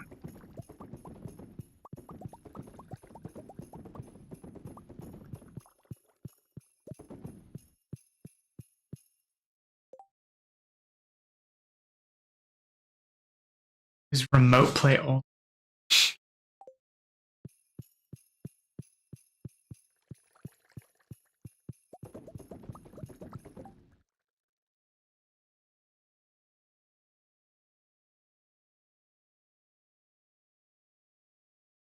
Is that because it's couch co-op or something, or?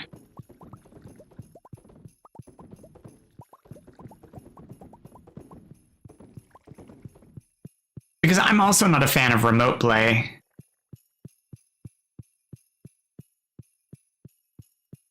Yeah, like it was like the story was about someone having to get surgery for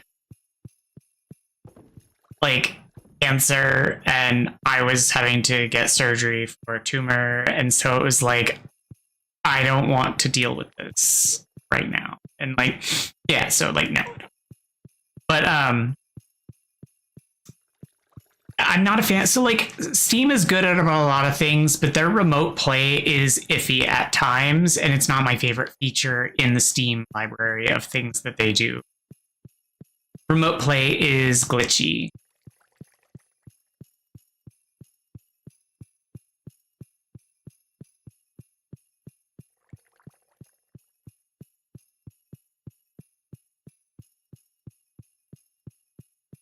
Valve is great at a lot of things. Remote play, not their best feature.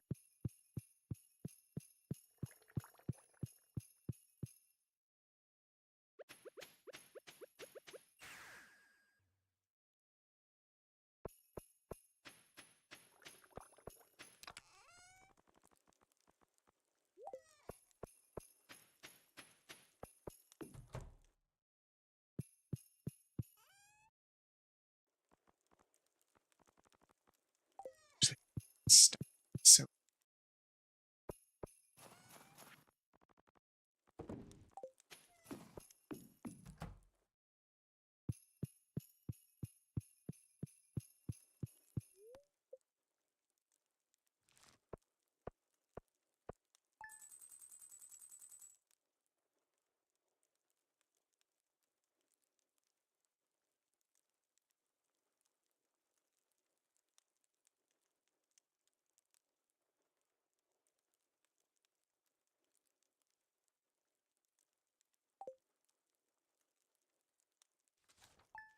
I bet it was Cuphead. So Cuphead is one of those games where I would say that it is mean, but it's probably because I'm just crap at it. I've never played it though.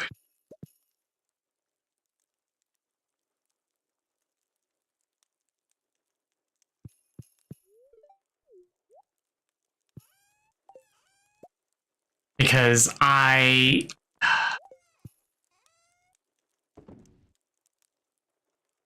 don't do very good with timing games. I think Cuphead looks beautiful, but I already know in advance that I should never play it.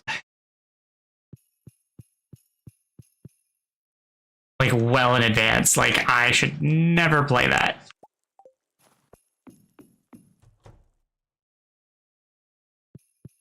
Yeah, so when I decided to attempt streaming, I got Ethernet. Because the stability of the network is crucial for streaming and maintaining that connectivity. Like playing in FPS and stuff like that, but no, it's really important for trying to stream and stuff.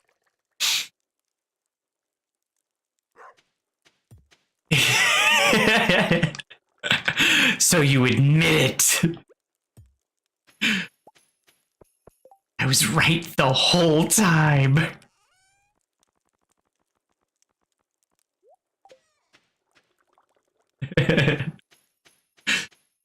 I feel so seen and validated. I knew it.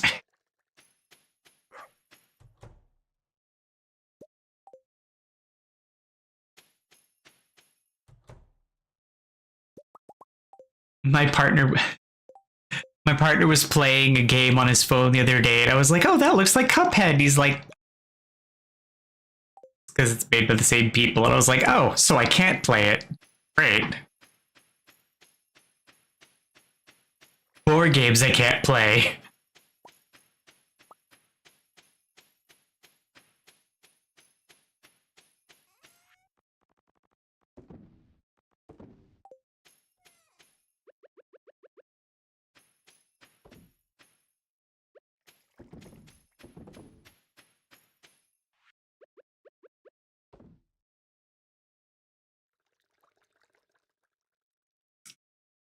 Well, funny you should say that.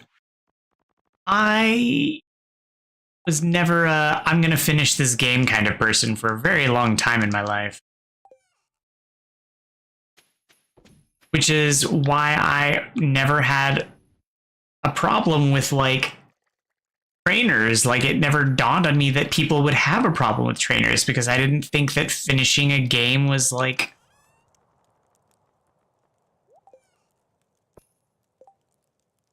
I never thought that that was a like I just always thought everybody had problems finishing games, so trainers were a thing that everybody did.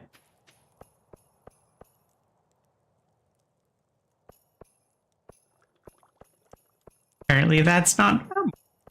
But I actually have several 100 completions in my Steam library. But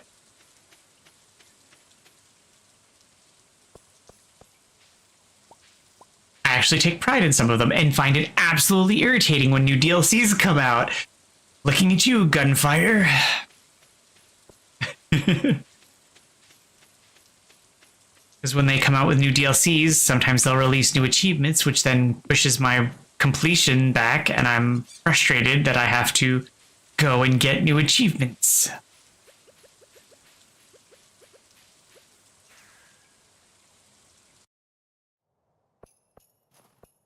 But at the same time, it gives me something. It does frustrate me because I was trying to get the 100 on here.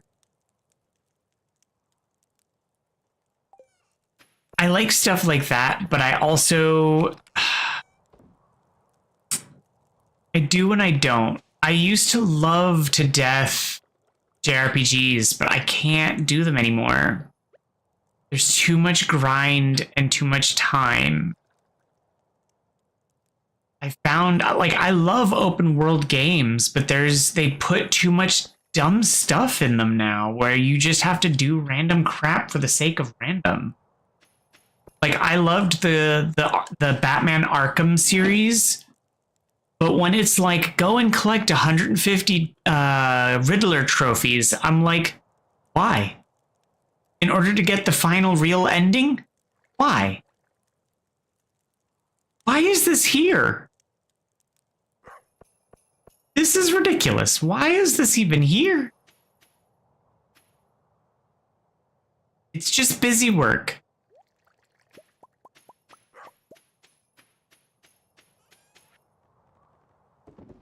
And then when there was a glitch in it, and it broke one of the Riddler trophies, and they just were like, we're not going to fix that. Oh, great. Okay. Thanks.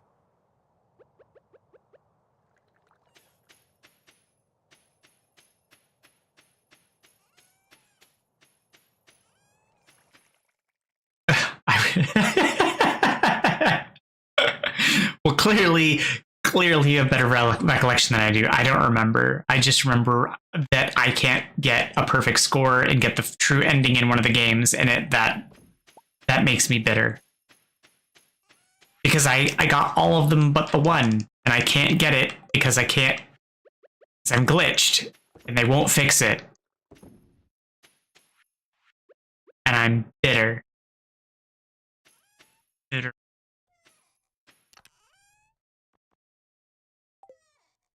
And the same is true for Watch Dogs. It's not that I'm glitched, but like they turned off one of the multiplayer features.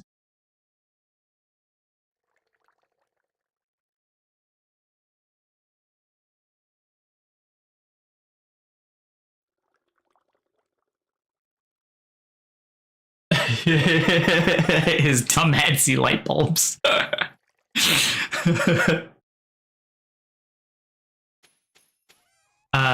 I loved the Watch Dogs series, but there's multiplayer features that they turned off, and so you can't get like the achievements for it anymore. Like, I hate when they do stuff like that. They had really cool ideas for it, but they should never have tied achievements to it. I felt like that was a bad idea. It always frustrates me when they do stuff like that. Like, oh, there's these achievements that if you didn't get them while they were active, well, SOL.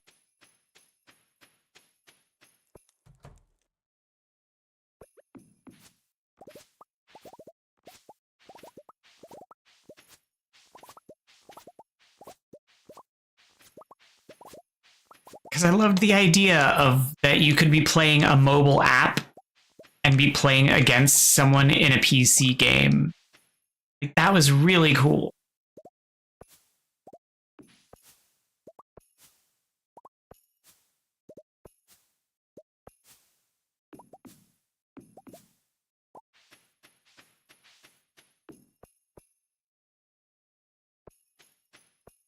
It was innovative. It was interesting. Like how it integrated was really cool.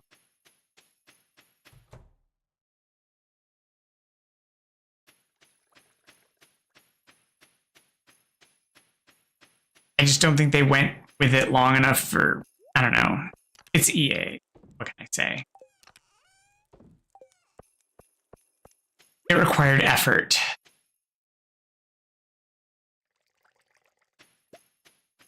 Yeah, but like, I have respect for achievement hunters, but how do you hunt that? Like, that isn't a hunt. That's a, you were there or you weren't. Or you hacked the system. Like, how do you hunt that?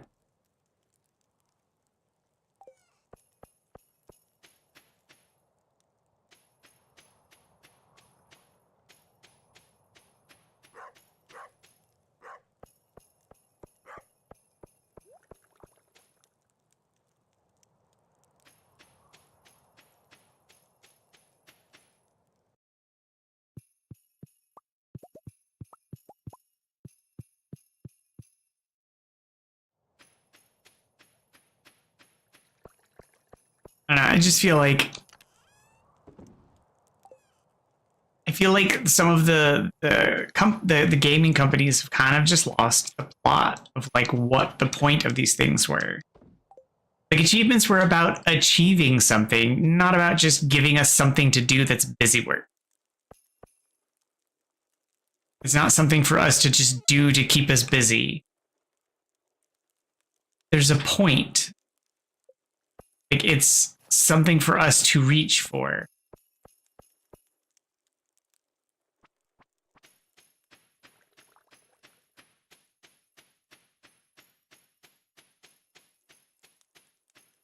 It's not meant for us to be like, oh, there's this thing that we could have done, but it's no longer doable anymore. So gosh, I wish we could have done that. But it's a good thing those servers are offline now.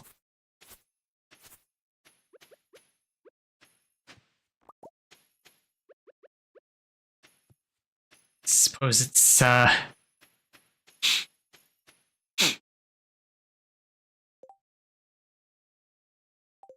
yeah, like if you're gonna remove the content, maybe get rid of the achievements.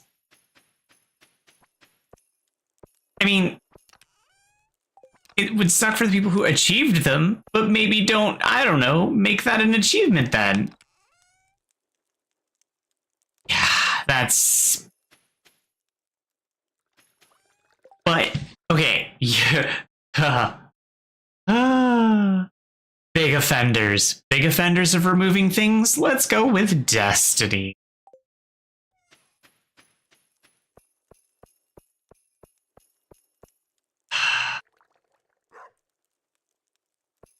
Well, yeah, that content that you've been playing with, that you got with that original game that you bought, we're gonna go ahead and lock that up because we're gonna add that to the DLC that we're releasing, even though you've been playing it.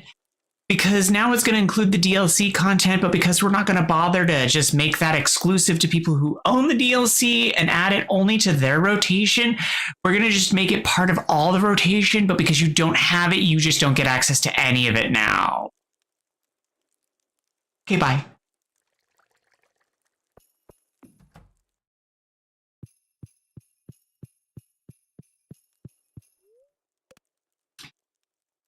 Also, we're going to take these planets out of play because we think that we have too much content, so you can't play things.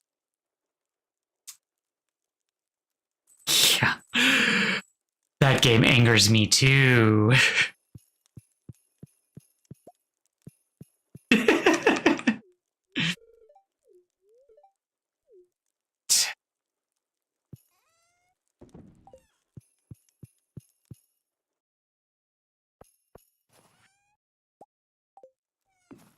angers me so much. It angers me so very much that I want to sue.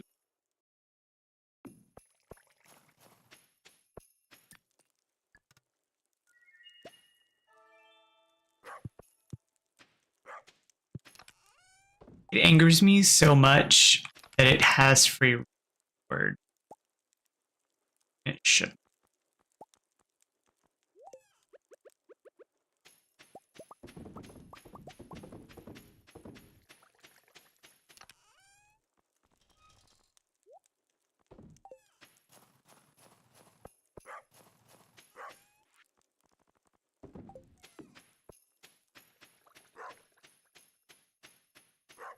Which is really disappointing because I liked the game. I mean, I hated the PvP aspect, but I liked it. You play Warframe?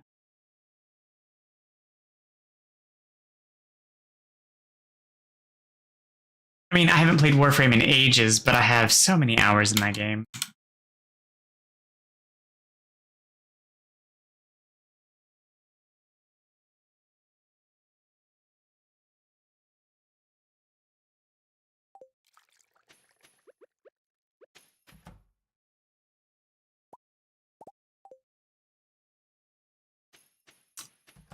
Warframe is a good game. It's a good swap.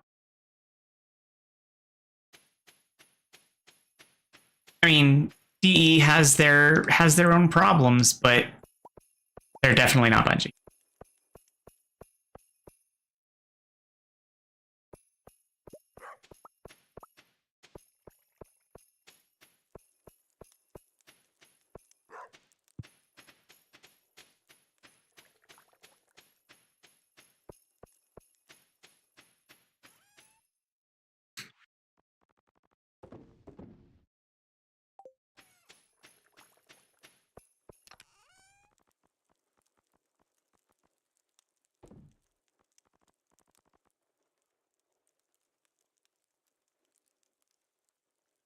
You don't have the whole star chart yet?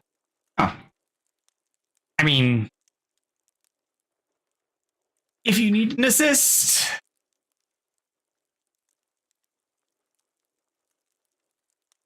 or if you need a clan, my partner and I are basically our whole clan.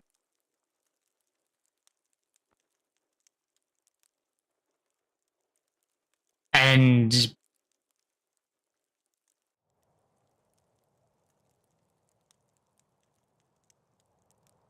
have a lot. I have over 2,000 hours in the game. I don't know what he has, but he probably has more at this point. Or, I don't know, it's hard to say.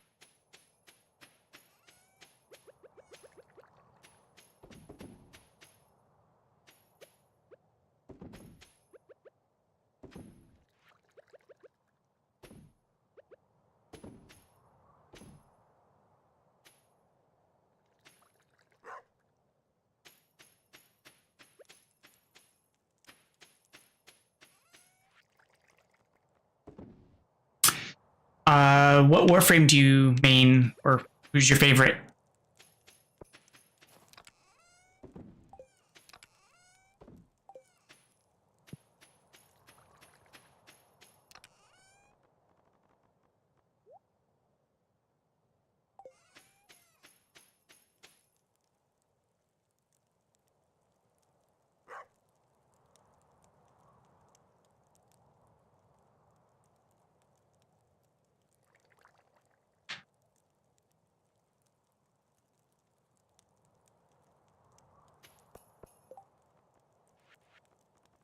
Well, this is one of the nice things about it is that you can play alone, you can play solo, you can play like pickup groups. Like that's the best part. You can play however you want.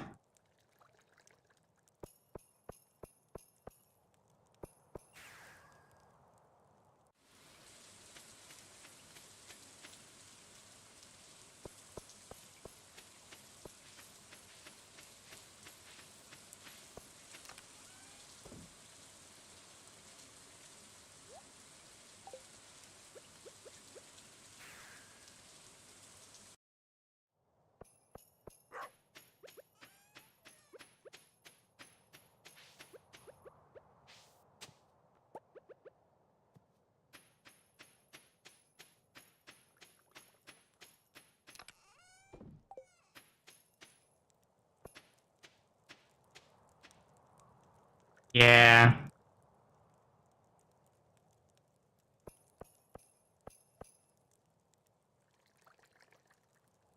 I love Valkyr uh in style. Um but her style is awesome. I just don't like them because melee classes are a little harder when you don't have range. Um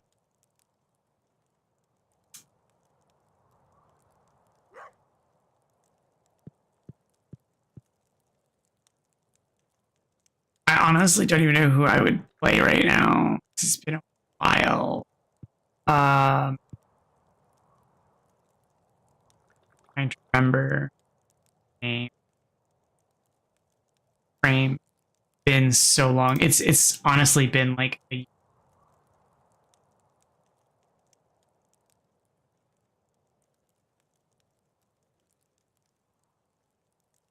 Zaku. Like,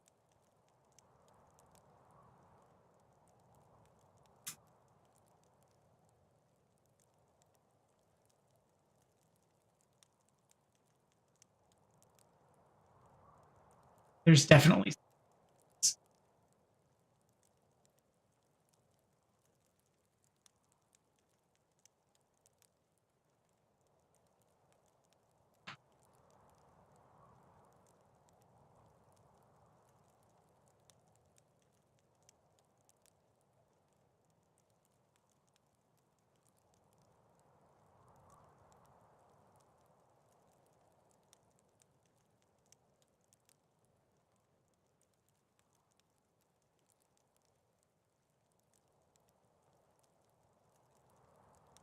Zaku. Oh,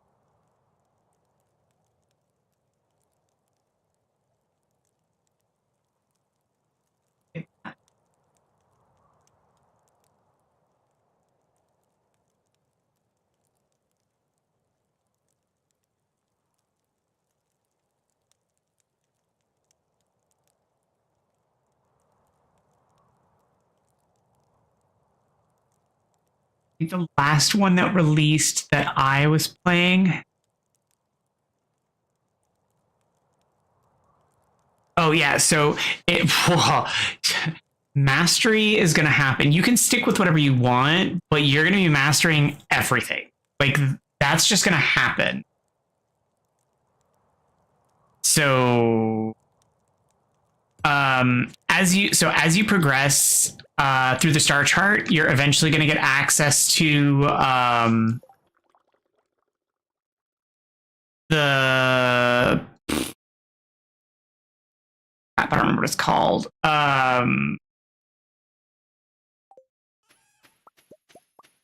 There's basically an onslaught, or is that actually what it's called? I don't remember. Um, there is a yeah, onslaught. There is a onslaught mode where you are basically just given hordes of monsters, and that's where people go to just level the crap out of junk weapons. And you go there, and you can just level the weapons and then never use them again. So you will need to craft everything, level it, master it, and then you can throw it away.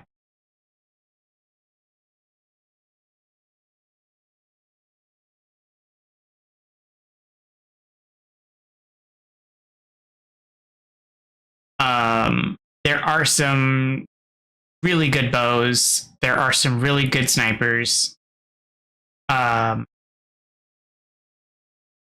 but be careful with some of them. They hurt. I love the lens, but it hurts so much. It's just an interesting weapon.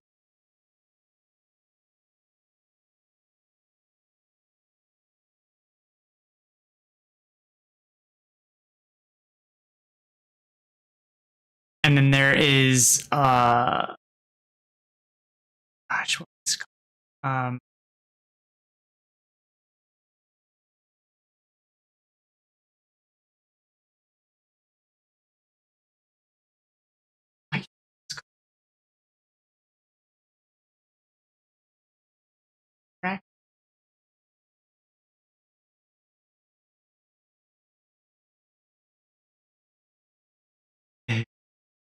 The story missions are really good. Um,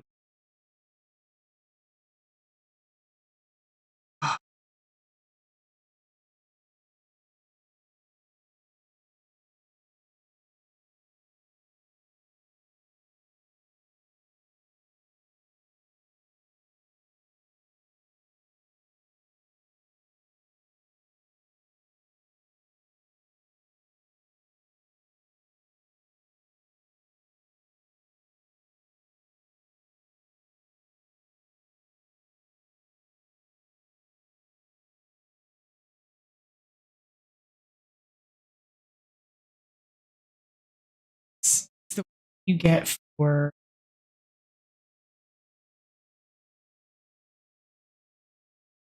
it's the login reward.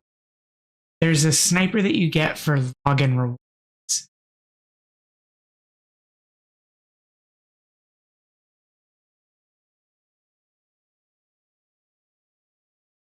I'm trying to remember what but it has infinite penetration.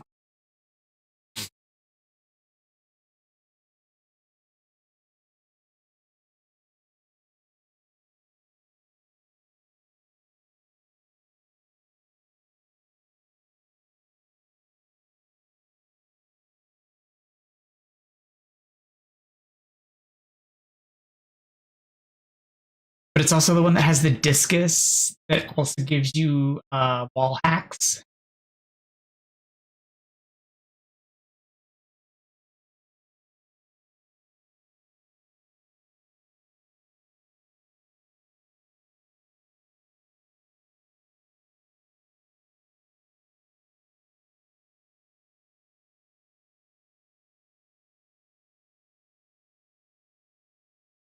Don't tell me there's no page called login rewards. When I did a search for it, you offered it.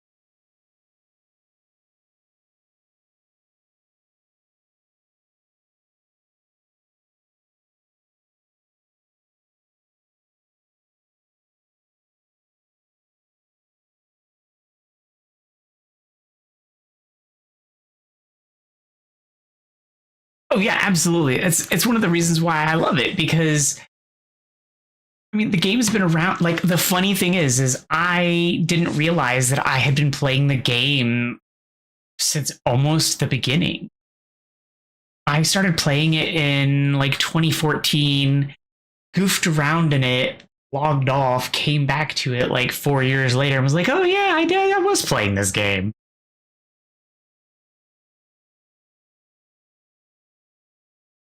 And was just like, oh yeah, this thing. Who would have known?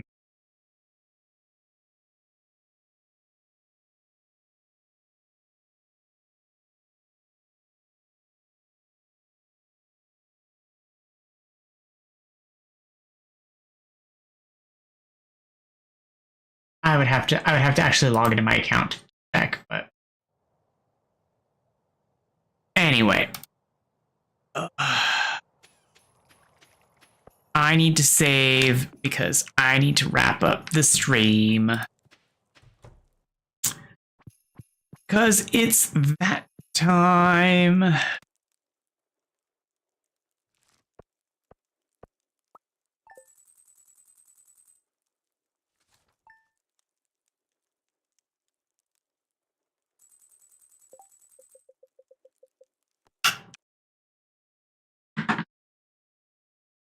Thank you, everybody, for tuning in tonight. I appreciate each and every one of you.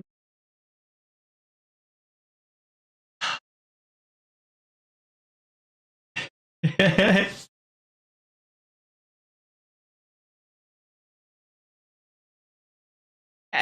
is a great game. They put a lot of effort into it,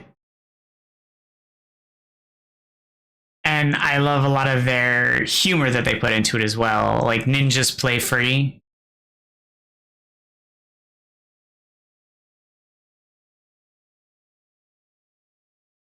I had a lot of fun too. It was good talking with you.